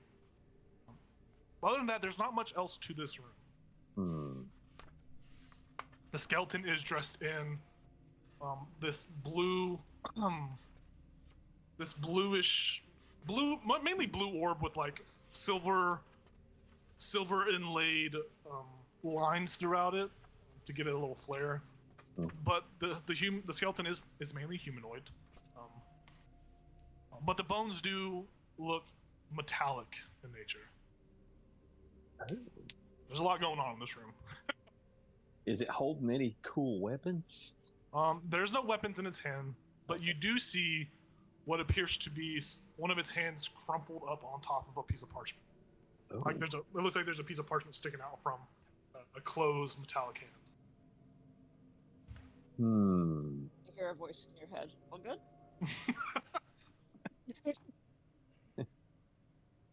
Do I dare take the parchment? Yes. Do it. Yeah, so Ichabod's going to go up and try to just ever so gently slide the parchment out of the hand. Okay, make a sleight of hand check. Say he's doing the thing where he's like already half leaning away so he can if he needs to. Just do a sleight of hand check to see if you can. Now the hand that is gripping around, it's kind of like crumpled up a little bit, so the sleight of hand check is to see how well you slip it out without ripping the paper. Because the metal hand is, think like the Terminator's hand, just clutching a piece of paper. I am going to use my inspiration on this one. Okay, yeah, for sure. Well, fart. No. I got an 8 both times. You go to try. You do that thing where you're leaning back. You try, but as you begin to pull, you feel it, like you don't do it, but you feel that it will tear if you continue to pull. Okay, I'm not gonna force it. All the meanwhile, the skeletal figure is just they're just chilling. Okay. Yeah, they're just hanging out. They're just they're sitting. They're dead. So they're metallic bones. Yeah, their bones are like metallic. Think of kind of like a Wolverine skeleton, like it's got adamantium. Very much like that. Adamantium. But there's nothing else in this room. Okay, I would go back and be like, Fiska, you would not believe this place. There's like a metal skeleton sitting in this big old chair. There's blue orbs floating around. Are they floating? Are the orbs floating? Yeah, the orbs are floating, but they're floating to a point where It looks as if you have like a lamp, like a holder for a light, like a torch holder, but it's just these blue orbs floating onto the wall. There's blue orbs. That's the blue light that we're seeing, and the metal skeleton has a piece of parchment in its hand, and I could not get it out. You're fucking with me. I don't believe you. She goes forward. Yeah, come on. Elazar would have been like, if he was told that the structural integrity was good, he would have been squeezing through. Yeah. I'm assuming you guys are either squeezing or trying to clear a path as safely as possible. Yeah. And I will say you arrive as soon as Fiska. We'll let Fiska have her moment for a second, and you'll arrive after, because you and Jayla both are trying to squeeze through without getting coughs, claustrophobic. I couldn't find the word. And Fiska, you come around the corner. I would have said bibbity as soon as I got on the other side of that. Clear that. Yeah. Just turn it off. Yeah, good to know. Fiska, you come around the corner. You see exactly what I described: the skeleton, metallic skeleton, sitting in a big stone chair with the absolute most impressive locked door you have ever seen. And being a rogue, that's a tough son of a bitch. Just from first, you're like, God, you're like, whoa. There's magic on that. That thing's magicked up. I see the parchment that Ichabod said he couldn't get, and I'm going for it. Yeah, make a sleight of hand check. You are the rogue. 15. Ooh. Wait, no, I'm tired. 14. Don't bueno. I'm using my birthday grip. Yeah, you. Why That's a not? good use. Oh, nice. That's a very good use. All use. I want that damn paper. I do want that damn paper. You figure out a way to maneuver this piece of parchment from this metallic skeletal hand. You see as you pulled out and you kind of glance at it, it's still written in that language in the previous room that was a little unknown to you. Oh. The paper is exquisite. It's not papyrus, it's not paper, it's not usual. It's fabricated from a meshy metal. But it still acts and functions the same way as normal paper does. It's a strange creation. It's still terrible, but you notice that it's made from very thin metallic fibers as you as you're sliding. It's pretty impressive. Fucking the smart guys. Elazar, and who is the other one? You fucker.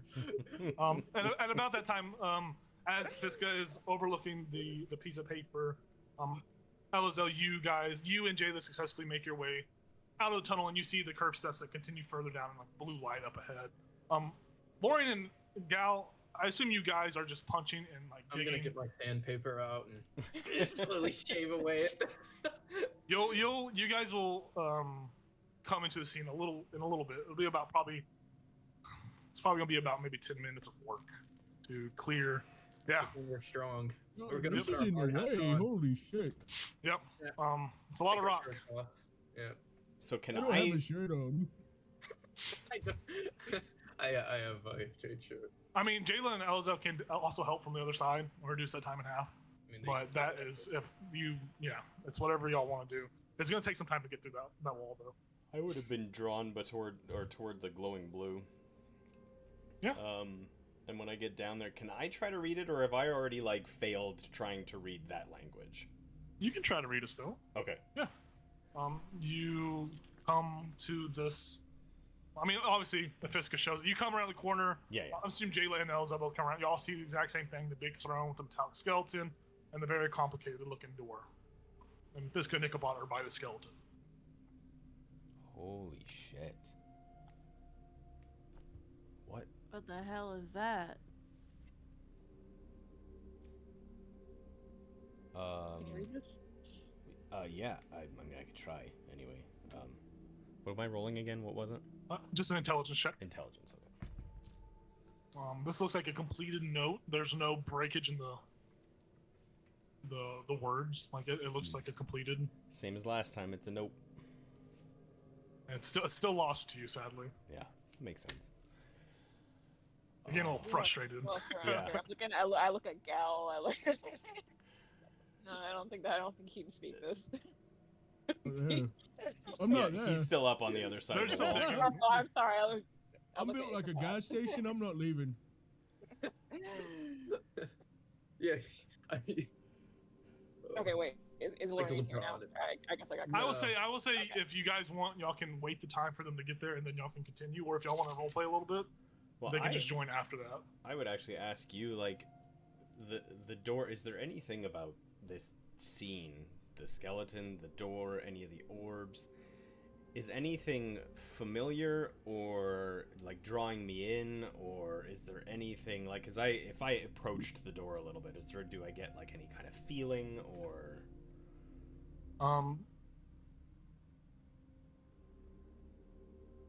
There's no call out to you. Yeah. Even though this may be related to something in your, maybe, it seems to be related to your race. Yeah.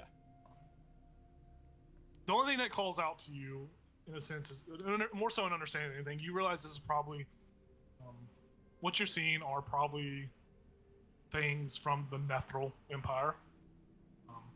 This door is a marvel, modern marvel. You have never seen anything as intricate or as daunting or beautiful as anything like that before.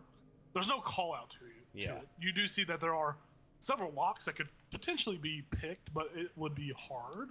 Yeah. But it's funny because the door itself is wooden. It looks very fragile, but there are a bunch of arcane runes, and it is intimidating. Yeah. Elazal, have you ever broken anything? Like in my body, or like? Yeah, like have you ever broken a bone? Oh, no, actually. Are you made out of metal? I don't know. I don't really want to test that theory. Okay. It'd be But cool that's- if we could know, though. It would be Maybe like a but, pinky? But I mean, to be fair, that thing doesn't have horns or any cat-like features, or it's. He doesn't have any flesh. But I mean, horns would still be there, right? They're like bone and cartilage, and the face should be a different structure, but he's like human. Okay. I mean, that's not to say So, no one would be offended if I took a piece of bone from the skeleton, that right? we've been taking all kinds of things from all kinds of bodies. I mean, Okay. I'd be very careful, look around. I mean, Don't let it collapse on you. Or, yeah, don't take any load-bearing bones. How is it sitting? Is it like Normally, okay? it's sitting cheeks on the like it's just sitting in a throne. Its arms are on the armrest. Its back is against the back. Its head is straight. It's sitting just like normally the throne. It's not positioned any differently. Okay, I'm not trained or anything, but can I look for any kind of like trap or anything? Like if this were to move, would I get hurt? You can make an investigation check to try to see if there's any traps on this. I mean, you feel that maybe if this thing fell on you, it'd probably be a bit of a pickle because it would probably be heavy. 16. You don't see any traps. Okay. I'm gonna try and get a bone. Okay. How are you doing that? It is made of metal. oh, Are you gonna try to just break it off? Are you gonna try to use maybe a hammer and a chisel, or? What if I used I don't want that. What if I used one of my crossbow bolts and like the side of one of my swords and just did like that to try to get it off? You would probably break the crossbow bolt before you even make any dent or nick in the metal. Okay, what about my... I have crampon. Nope, that's for your feet, right? What about my pittance? Probably be something useful. Yeah, you can probably use that. Okay, Then I want to do that. Okay, and you're hitting it with your sword? Let me get that Yeah. right. Just like so, like With the okay, pommel? With the flat of the blade? How? So what I'm imagining is here's my pit. Okay, this Okay. is a bone. Just taking it and like that. With the pommel of it or with the blade of it? Like, Probably the pommel until Okay. Okay. I feel He's like I thinking, need to do something do I else. break her sword? Breakers. Sometimes you gotta figure it out. So yeah, you can go ahead and do that and go ahead and just make a, I'm not using my nice sword, by the way. go ahead and just make a strength check. I will give you advantage because you are using some tools.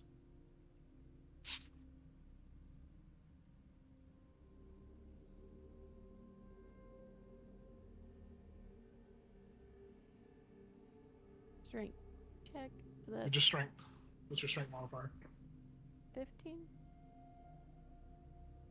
You successfully break off a small rib bone. Cool. Is it sharp? Extremely. And as you break it off, it is lighter than you expected it to be. And now that you know it's light, you probably think that even though the skeleton's metal, it probably wouldn't hurt if it fell on you. It seems to be whatever this is, expertly made, modified, or crafted. Hmm. Cool. It's pretty cool though. You can go ahead and add a metallic rib to your character sheet. Is it similar to the metal that was on the ground earlier? Yep. We should melt them down.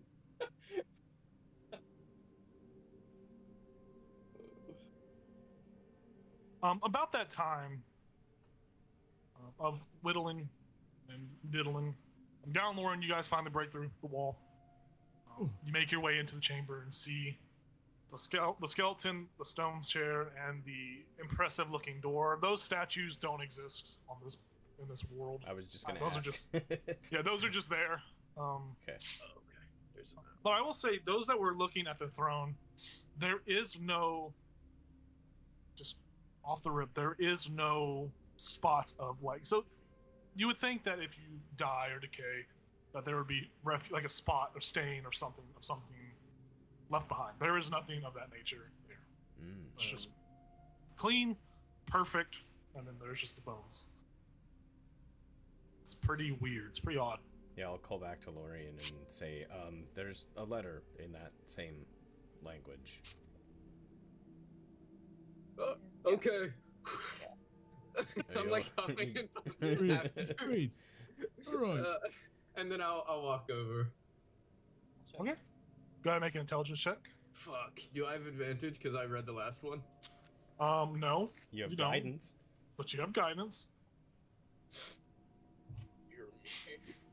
It's not a language you're proficient with, or no. Oh shit. I know. It's just it has elements of Draconic and Elvish in it. That's the only two. That's the only two. Like 10. Does not do it, sadly. Fuck. Can't read this. Well, Alright. I wanted to try something, but I'd like to know what that says first.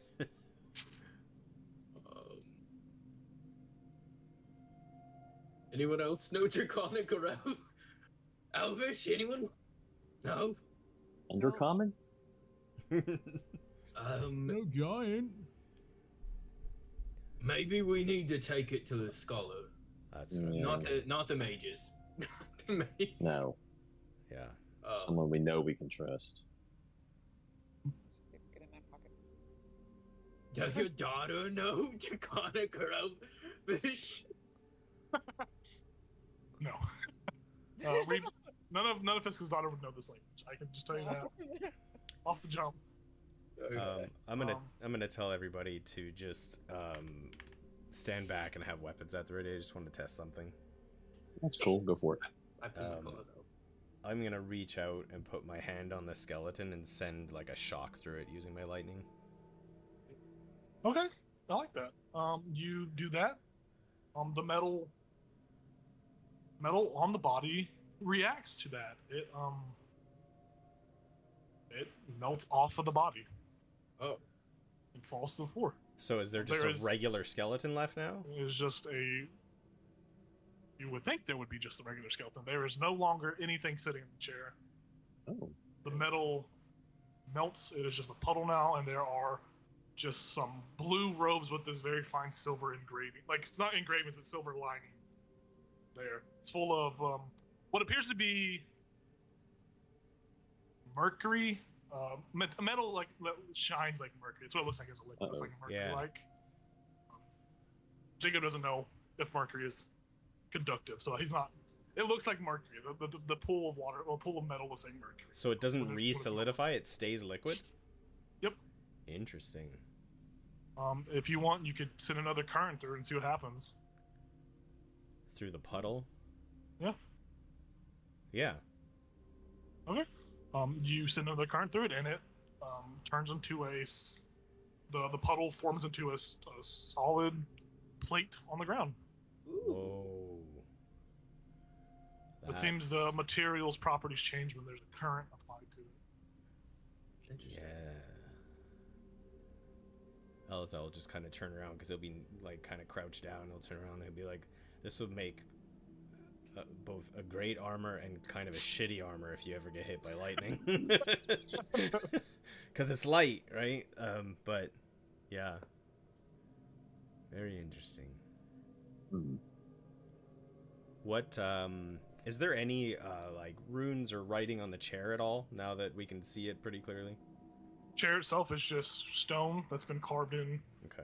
Carved perfectly, symmetrically. It's just you actually look at the back of the cave and it's symmetrical with the way the cave's natural layout is. So whatever crafted this had some very fine understanding of symmetry, and they just had it. They just had stuff, the right stuff. Right stuff. Elzel's gonna walk over and put his hand on the door. I'm not gonna use my lightning, but just put my hand on the door, see if it feels like warm or if it reacts at all, or nothing happens. It feels like a wooden door. There's something that glows, something that happens. What's up? I wanted to put my ear to the door to see if I can hear anything. Okay, make a perception check. Did you leave the metal plate on the ground? Why? Yeah, I haven't picked it up yet. No. And that's not just, it's not perfectly circle. It's like the way the liquid fell. It's all like, it's like. It's a 17. With a 17, you don't hear anything.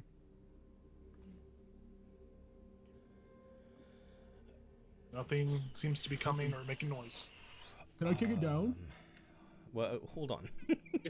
Let's. I mean, you see what's on the door, right? Like, certainly try. Yeah? I mean, open up. 1 second here. I gotta read something. Would there be scrolls of comprehend language in town, in Brinchender? Potentially, yeah. Okay. You can always have one. You can always have one made. Okay, that's probably worth doing. What does this do? I am going to be looking at the writing. You said there's some glowing writing on the door, and I'm going to try to copy some of it down. Just like copy the symbols. Okay, yeah, for sure. You can go ahead and just, you don't have to make a check for that. You just go ahead, make a performance check to see how well it turns out. I give you have enough competency to trace it out. Yeah. I mean, it depends on how your understanding versus someone else's. But with a 19, yeah, you do a successful enough job. I mean, you trace some of the unique arcane ruins down. Cool. I'm gonna try and get those translated too. I want to get these.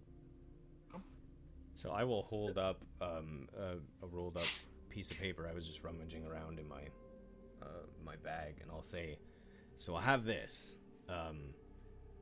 Looks like there's multiple locks on here, but this will at least work on one of them, possibly. It's a scroll of knock. But it'll work on a magical lock for only 10 minutes though. So while you're doing the knock thing, I am going to whip out my wand of secrets and see if there's any hidden doors or secret passages or anything in this room. Okay, and that also tells you if there's traps as well, right? Or traps, yeah. Okay. You use the wand of secrets. There are no alternative secret paths into this room. Okay. The door itself, it glows. Right. It glows a faint aura, kind of what glowed when you did it on the tomb Okay. back at the Verbi lair. It's a blue glow, and it is a. Does it tell you the school? It just glows. There's no school magic. Right. It doesn't glows. say like. So you could probably deem it that there may be a trap on it. Right. So. But be careful with that. it's a complicated glow. It's a glow that's very faint, and then it grows and it's very faint. It seems like it is a trap that is very specific. Okay. Yeah. And everybody else sees the glow, right? Yeah, if the one of secrets, it glows for everybody. This isn't just a single sight thing. Everyone sees this. So, Yeah, Elazar will just say, I mean, I only mention it. I would much prefer knowing what that scroll says before we do anything else. We don't know what's on the other side of this door, and it could be that as soon as we open it, we all die. And maybe the scroll says that, right?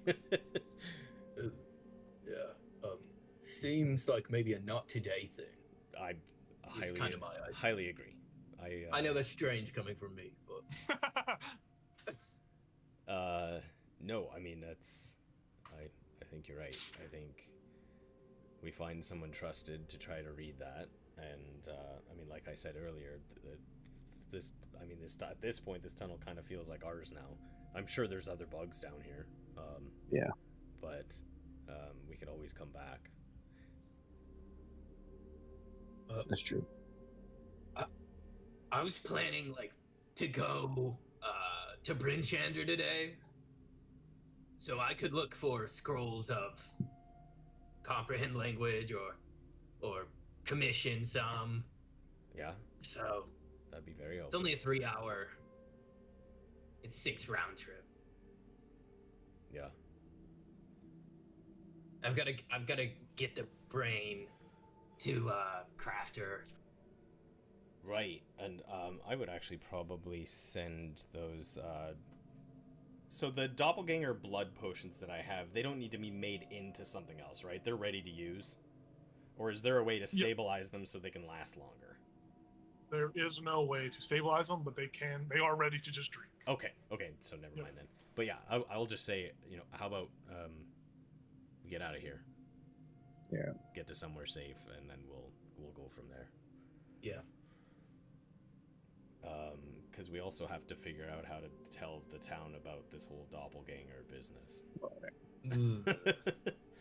And the missing lumberjacks, and I mean, we can at least, I don't know, I think we at least need 1 or 2 doppelganger bodies and probably proof of the dead dwarf that's down here, the lumberjack that's down here. Oh. But yeah, I don't know what else.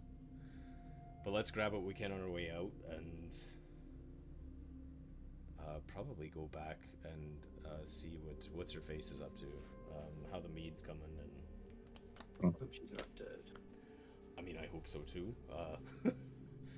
Haven't been gone that long. Yeah.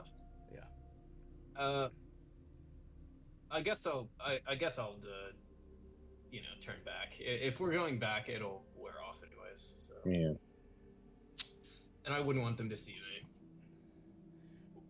Like right here in this cave, or like just as we are about to get out? Sure, just as we're about to get out. Yeah, Sure. I would say hold on to that just in case we run into something on the way back. Yeah. Don't break the door. No, we're not. No, we're not gonna break the door right now. No. I mean, Gal, you Break the probably door. could break it if you really tried. It looks like a wooden door, but this is not me influencing. It is a wooden door. I'm not trying to influence you. I'm just saying you can probably break it because you are fucking strong. But No pressure to drink. No pressure. no, I'm not. That's not what I'm trying to do. But. Yeah, if you're looking like you're like thinking about it, I'll say it's trapped, gal. But it's a door, and I want to break it. There But, could be good stuff behind it. It How could about also- this? it How could about you also- wait till we leave? So we're all out of the blast zone. No, Ichabod, I'm not comfortable with that. We're not breaking the door. Because it might not be a blast zone. It might be spirits being released, rushing through the tunnels, and we're all suddenly someone else. Like, you don't know Maybe what's Gal on the just other side of the door. This is ancient technology. None Maybe of us know what Gal this needs is. to learn some patience. Well, I mean, We'll be back, don't worry. if he was alone, there's a lesson in patience. He's with us, so we can at least tell him for now, please don't. And I turned to him, I'm like, please don't. Believe Okay. he has his fist raised, like, and then I'm he just like, puts it down. Yeah. We'll be back, Gal. Okay. And hopefully Okay. with more information. And we may not need to punch the door at all. But if Alright. there is a chance that we need to punch the door, you will be the one to do it. yes. I got permission. I'm punching the door. Nobody touching it. So yeah, we'll make our way back out. I'm running the whole And way, 'cause I'll grab that metal disc that melted. Nice. Stick You it in my remember. backpack. Oh, you're muted.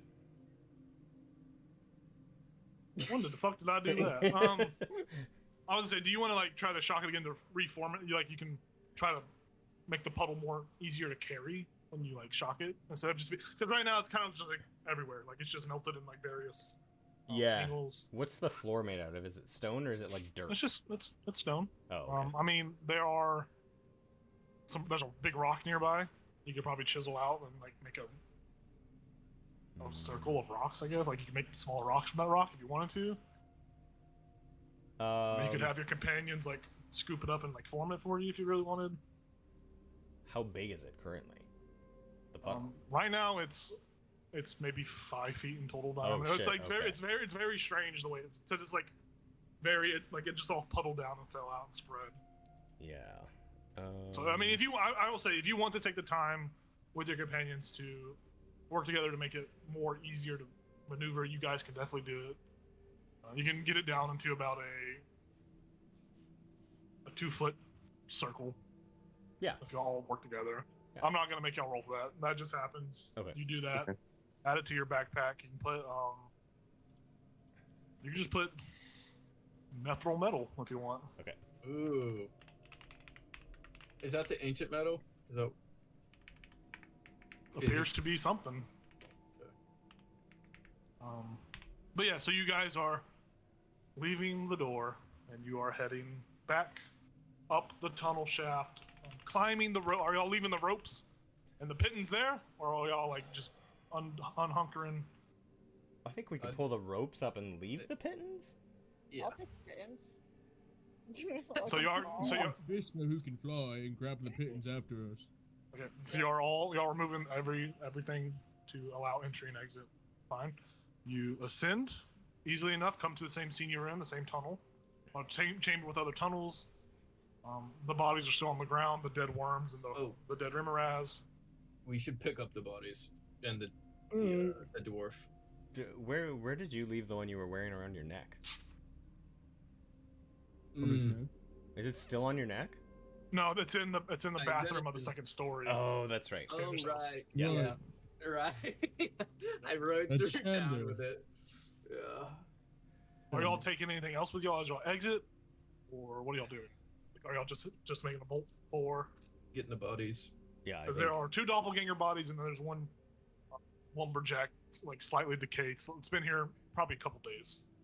But Yep. Grab the decaying one, even though it smells bad. Well, that's Yeah, what I no, would the say. bodies- Do we need the body, or can we just take like the shirt or something? Like, We should take the body so he can be buried. Oh. Proper burial rites, probably. all right.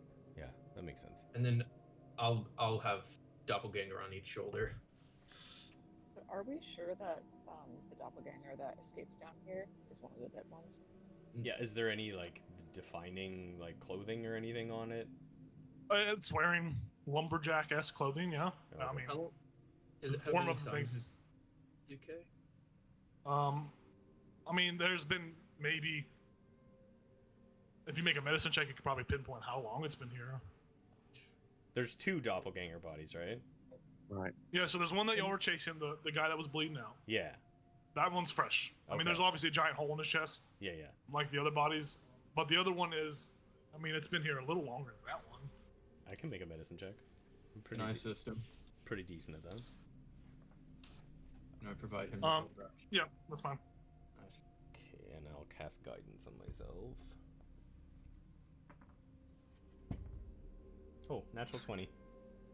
Nice. You probably feel confident that it was.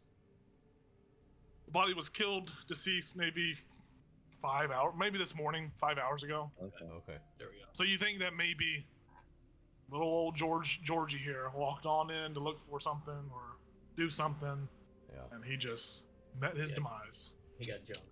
Oh, Georgie. Alright, let's go.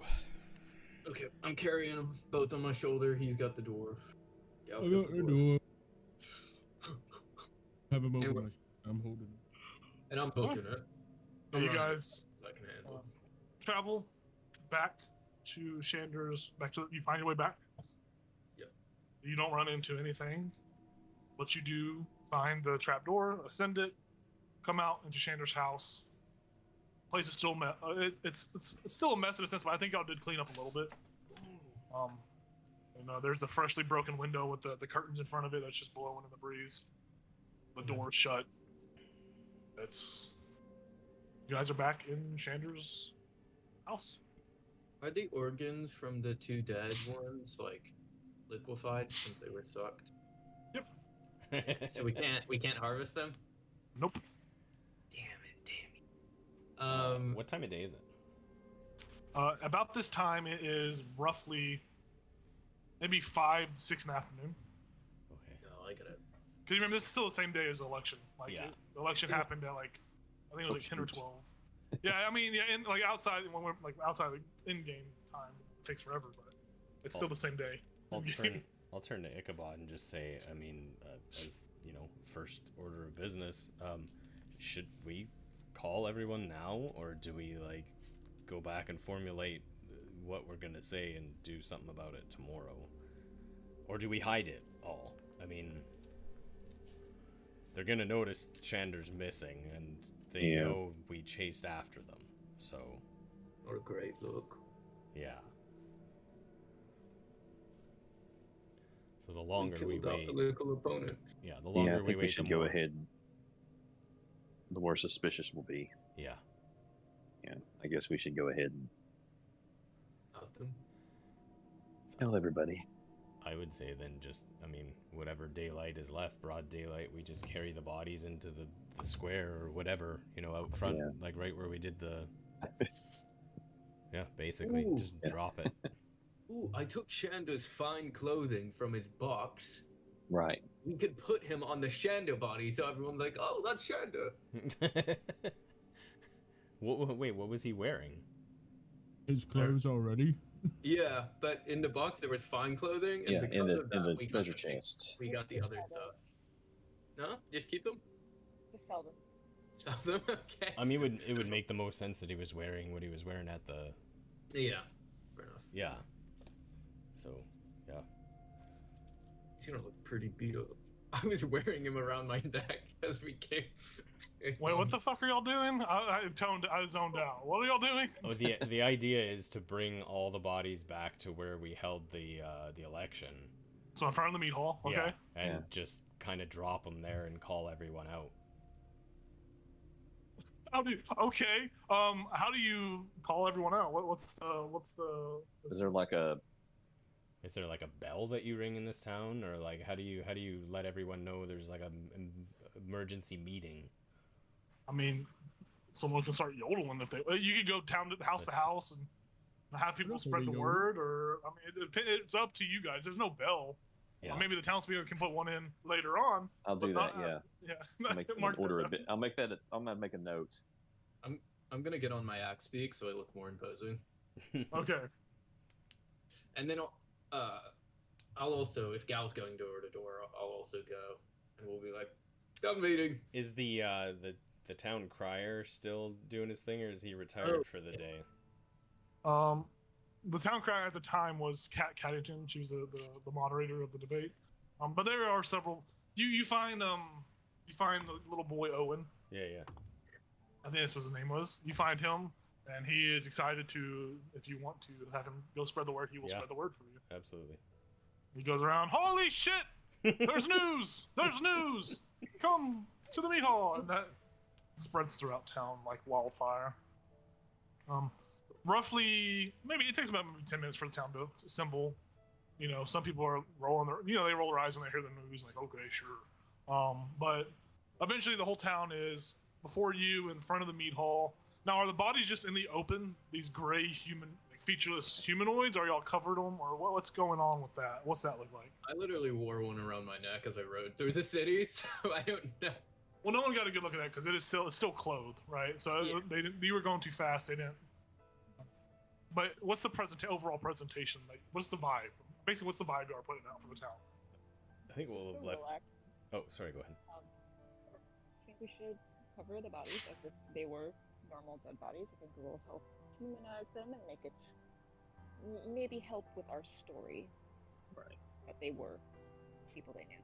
Sure. Yeah. Yeah. So the bodies would be covered.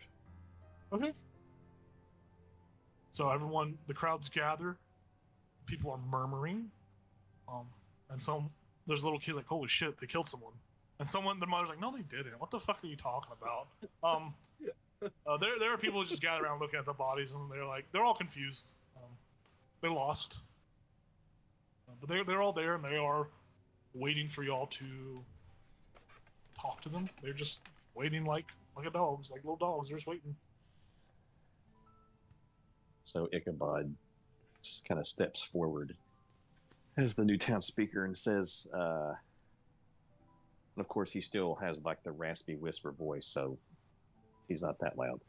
But I have some bad news already as my first official act of town speaker.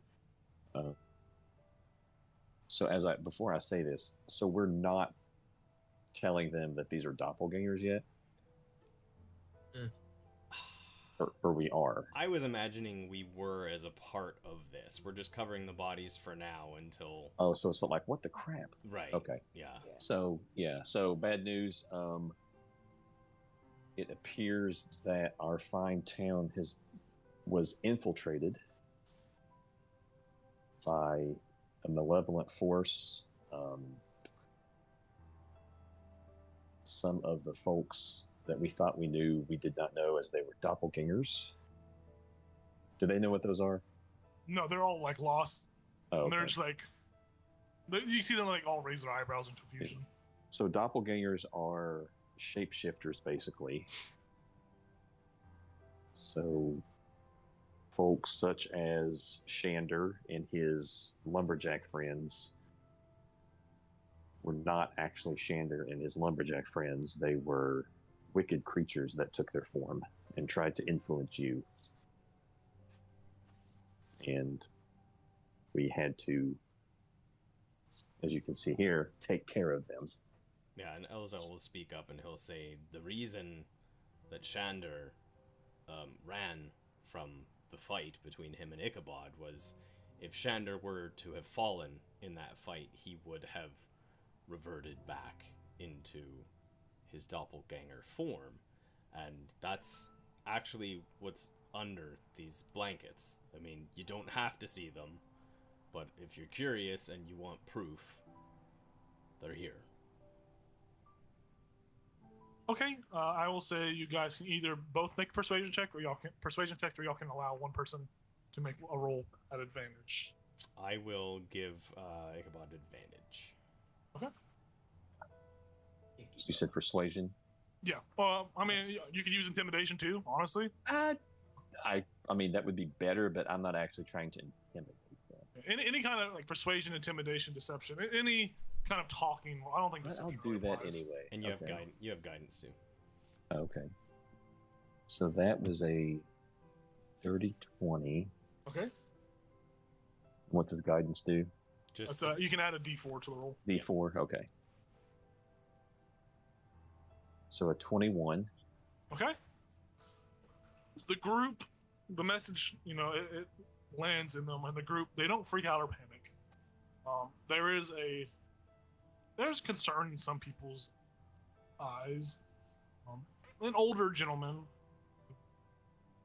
huddles his way to the front and he says, "Well, if that's the case, I think we need to see that the proof is in the pudding. The proof.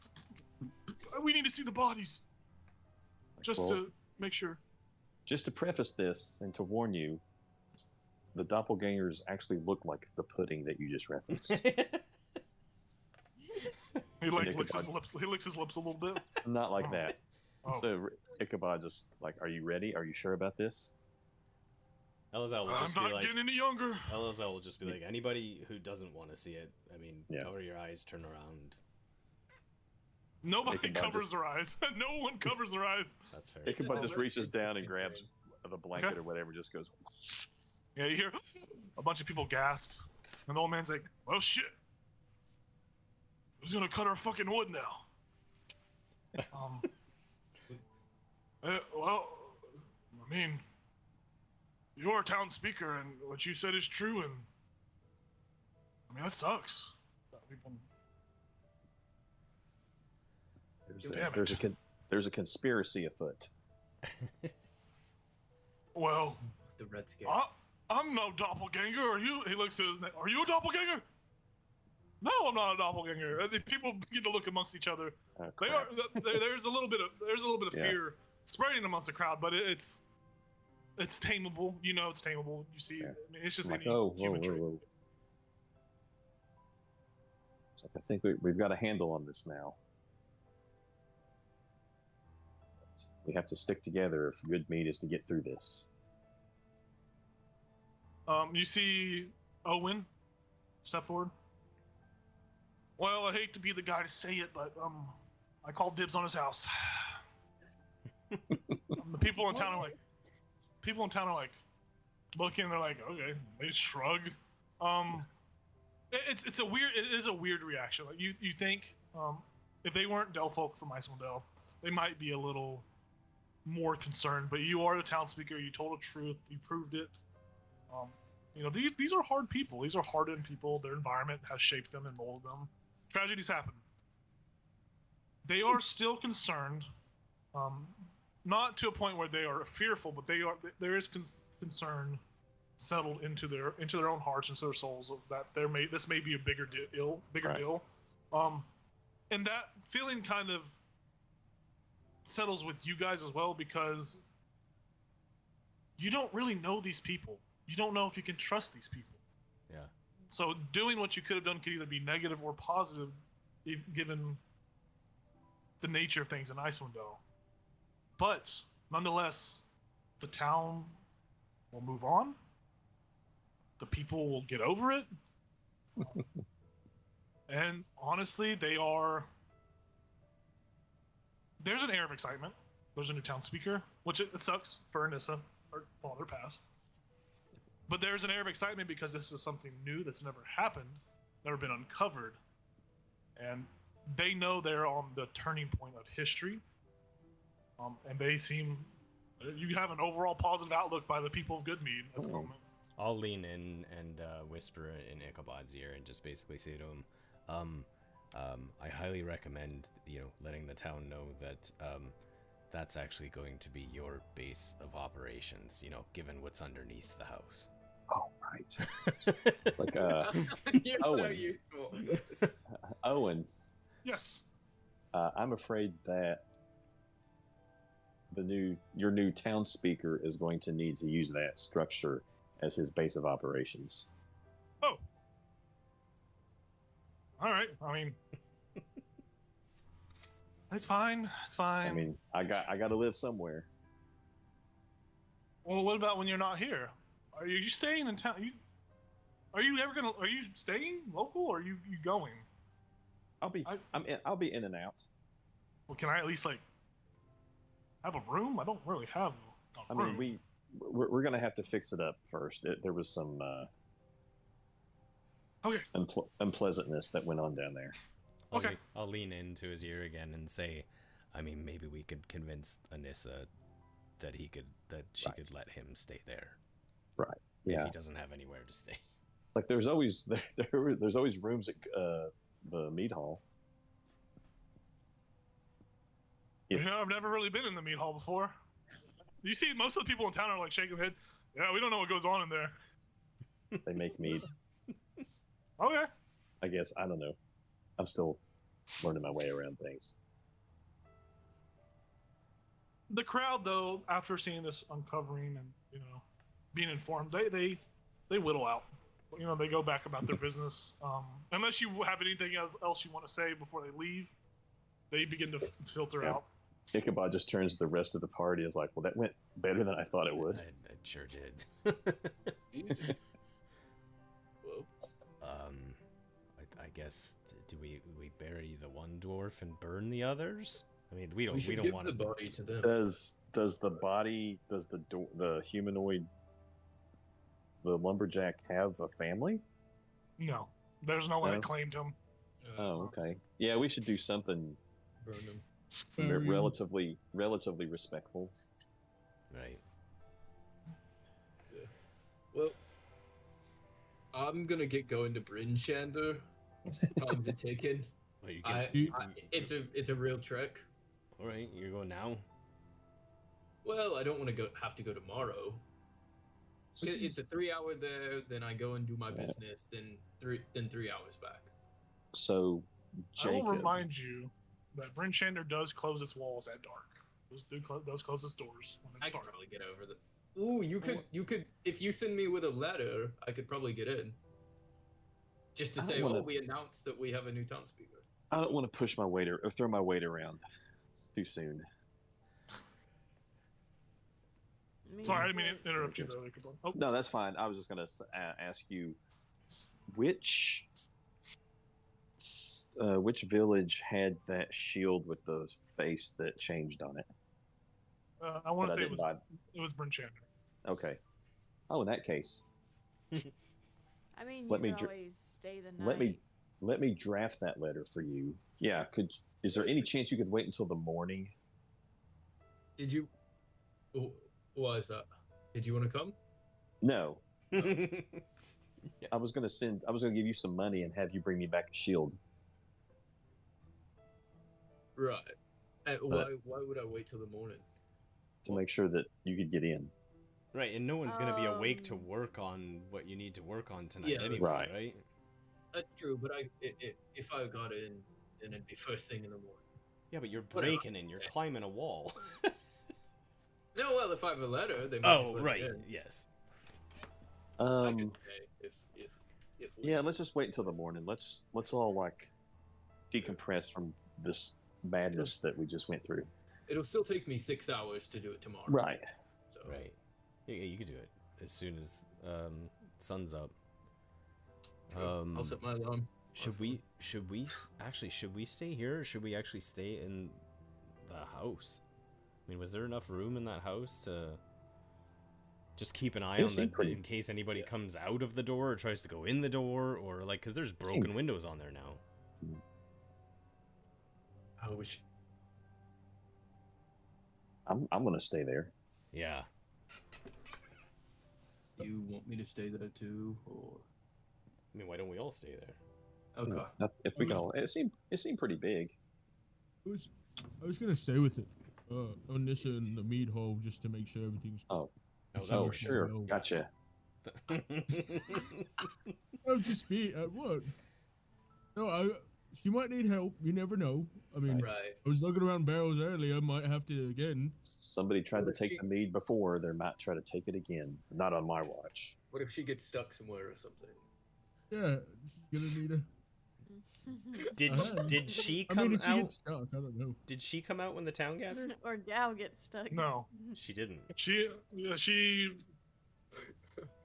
You can assume she's probably focused on making more mead. Yeah. But it wasn't like anyone went into the meat hall, right? Like even the people, I say customers, even the community, they don't know what goes on in the meat hall. They've never been in there. That's why they made prevalent. So no one actually went into the meat hall to tell her. So she's probably just in their working focus still. I'll just say, Gal, do you want to actually pop your head in there, make sure she's okay before we go back to the house? I mean, I was gonna stay, but yeah. No, I know. Pop your head, pop it back out, say whether she's Oh. okay, and then the rest of us. Oh, will go. yeah. My bad. Sorry. I'm gonna peek my head in the meat hole. Anisha, everything good in here? She doesn't call back, but you do look in and see that she is passed out on top of a barrel. Like she's like leaned over asleep on the barrel. She's still breathing. You see her breathing. I know. I gotta make sure. Yeah. She's still alive. no. She's just exhausted and asleep. She's been assassinated. She passed out. Like Put her in the good pass bed. out or bad pass out? I think good pass out. Oh. It'll be fine. Okay.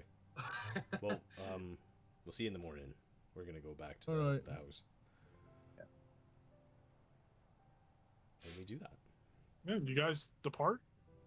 I'll get my my axe beak, just like prepare him for the morning so I can. Right. Are you still drafting that letter? I wouldn't need it to get in the morning. No, not now. We will also pick up the bodies and not leave them there on our way Right. back to the house. Right. I'll just like lay out all the stuff I need to get ready. You know, like, oh, it's a field trip tomorrow. Yeah. lay your clothes out. I love it. Exactly. Yeah, you guys do that. Is there anything else y'all want to do throughout the night, or y'all just resting up? I would probably What do y'all do? board up that window that's broken, just to My keep, bad. keep the draft from You coming. hear that in You the know- distance? Yeah. Just echoing through the air. My bad. I'll just like roll over and be like, they work on it in the middle of the night. No, it was still early. It was like 6 or 7 when we you're got right, there. You're right. As- I would have put Anisha in a bed alone Okay. and Sure. kind of. If these walls could talk. Oh, there's only one bed. Oh no, even though there was 25. You do that fine enough. She doesn't wake up. She's tuckered out. You do see that there are tons of barrels that have been. Well, the 3 main barrels have been full. They are full. Okay. So you feel that maybe the meat production is at the moment at a halt, but there's still, you know, as a salesman, there's still the problem with needing to find more barrels or make more barrels to begin distribution, which sucks because there seems to be a bit of a job opening for lumbers in Goodmead. Oh shit! I need to go hire. I need to hire lumber. There's still a workforce though, but there are some openings. I'll put but it on the shopping list. Yeah, she has passed out, Gal. Anything else you do at the meat hall while you I stay mean, there? no, I wouldn't sleep in a room. I'd probably be like sitting down against the wall, Okay, kind of like watching. for sure. Anything else the party wants to do before they have their night's rest? Are we doing watches? Yeah, I think we should. Yeah. We don't want anything coming up out of that hole. Well, that we might be able to just put something on top of. If it's a Chest. Yeah, Chest of yeah. drawers. yeah, Put a mat and then a chest. yeah. I could even, if I'm using a hammer and nails for the boards, I can just put a couple nails in there that we can remove Yeah. later. Sure. So We don't want to attract attention to it. And then we put a mat over it. yep. Rug Okay. over top. Carpet. Yeah, rug. You do that well enough. Chander's house, you know, obviously the common room, the area with the fireplace. Fireplace is still burning. It's Yay. been, the tables have been thrown about. There is the main bedroom upstairs, which is the bedroom that had the bathrooms in it. Is there still a dead are- body in the bathroom? Yeah. Oh yeah, there are 2 dead bodies. Hmm. Or there's only one actually. There's only one now because y'all took Shander with y'all. The body in the bathroom. Well, No, no, there there were are 2 dead me bodies. and Gal. There Yeah, was there me, are- and Bodies. Gal. There are 2 dead doppelganger bodies in Yeah, one of we- the shitters. Me and Gal were there. Oh, did one of them we not harvest? No, y'all harvest both of them. You got the blood vials from one, the doppelganger Right. brain from the other, and y'all didn't harvest Shander because y'all needed. Oh, we could try to harvest Shander now. Good. Thoughts? I'm gonna say Fiska is already laid out on the bed in that room, and you come in and you say that, and she's like, "Don't you dare fucking there's that body in this room," and then she goes back to sleep. Okay, I'll just go up to the main room. I'll be like, "Hey, Elazar, do you want to give me a little bit support?" I think I've already appraised it, so Yeah, I'll as I'm walking by you towards like where I'm gonna settle for the evening, I'll just touch your shoulder and say, Ooh. God, have fun, and I just go like fall asleep just in a corner, like. Okay. Even though I'm healed up, I still almost died. So this house's layout, there's the master bedroom, which is where Shander presumably slept. There are 5 other rooms, very small rooms. It's akin to as if a small closet has been turned into a bed. It's just a bed. You open the door, it's just a bed. Shander's room is obviously the most luxurious, but the rest of the rooms are literally just you open the door and it's a bed. I would absolutely claim one of those closets. Yep. Could I harvest Shander's face for the mask of, or for the face of disguise? Out of disguise? So I will say, since you're not appraising it, it'll just be at normal. But if you want to appraise it, you can. Yeah. I already know what I can get from it.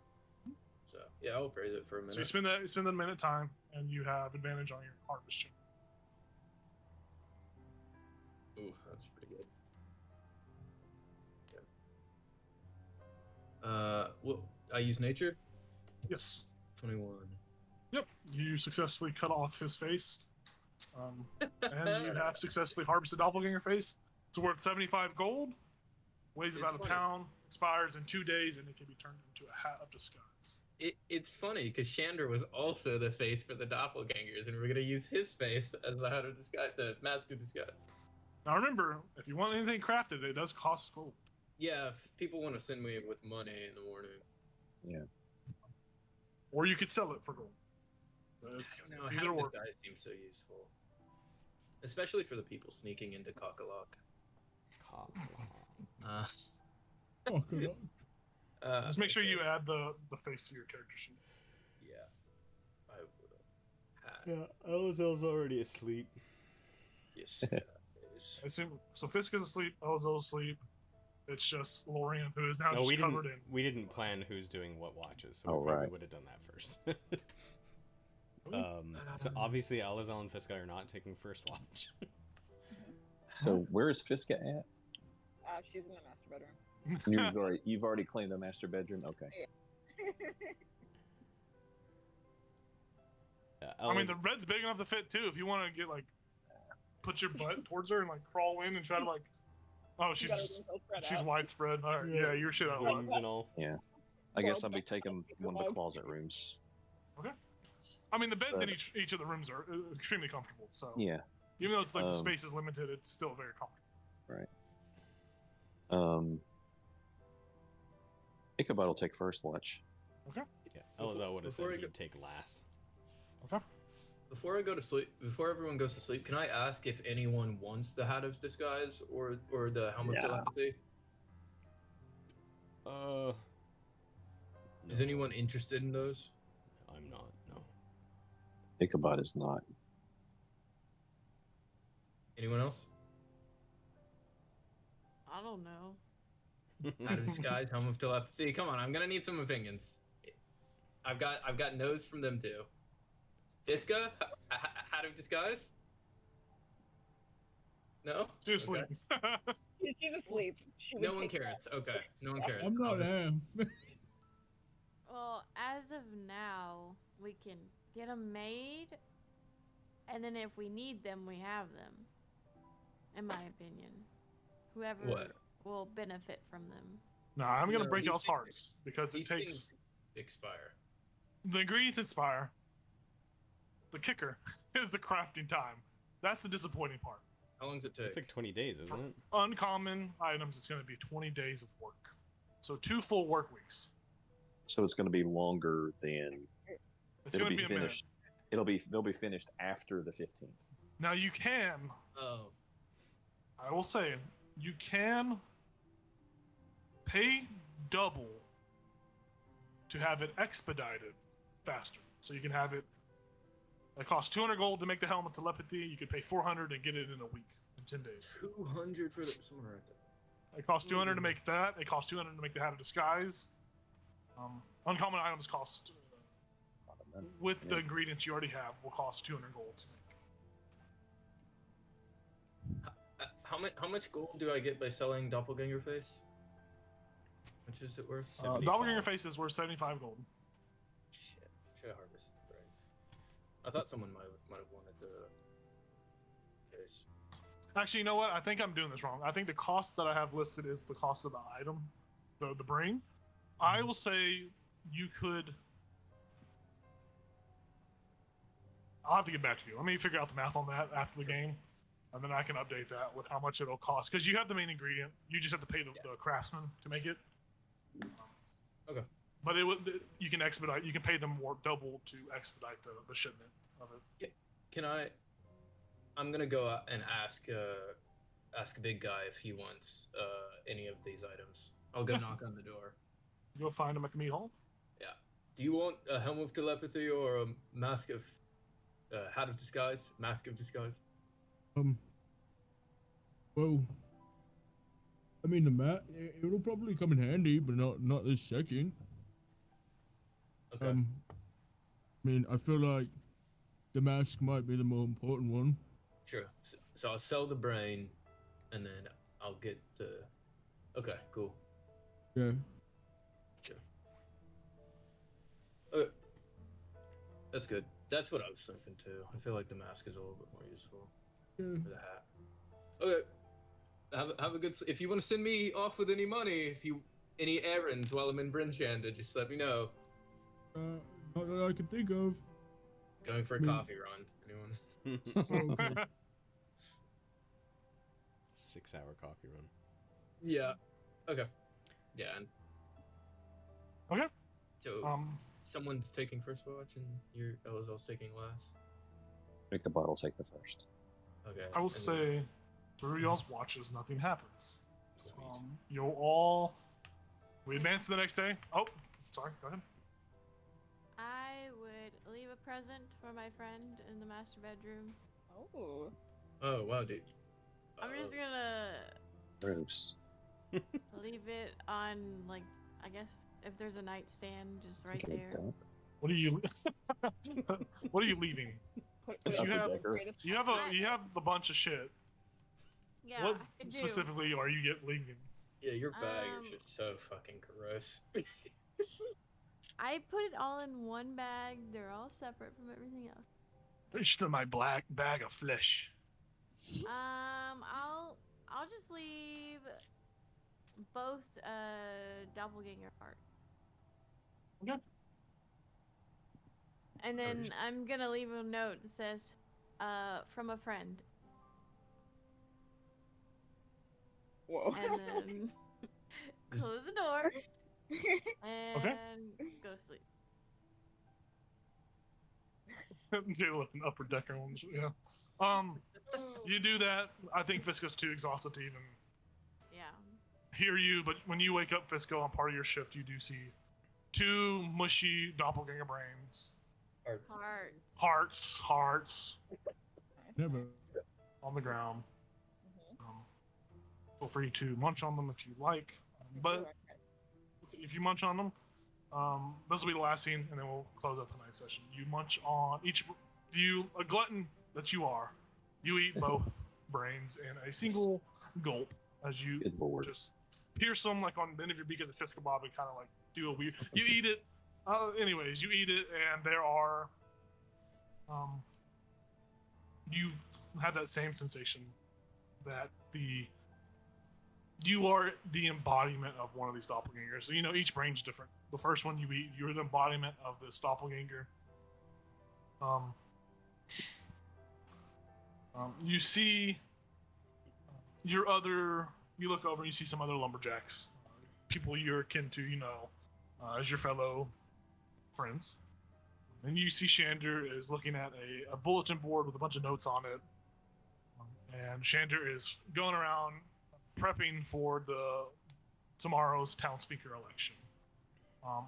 the other lumberjacks around are asking questions, trying to coach him, actively help him. You, not so much, are kind of lost in the sauce, and you are just acting like you're participating. You're just sitting there. That's what one of the brains' memories give you. The other one, though, the other one you eat, and once again you are in the body of a doppelganger. You see the gray forms, featureless forms of your friends, and you see one of those ice worms. Not really. You see an egg, this blue-white egg, and everyone is talking about it. And you see flashes of the doppelgangers playing Little Rimmeraz Family Simulator as they hatch a baby Rimmeraz, grow it, put a chain on it, and then eventually, it's like a flash of just still images. And eventually you see them putting a collar on it, naming it Squibble. And then there is the still image of you come back and see a broken chain, and you are just heartbroken. And that's what the last memory of that, pierces your mind. It fades. And that's going to be it for tonight, folks. Thanks for tuning in. That's it. See you next Sunday for our last session before we go on our break. It looks like the group is going to go shopping.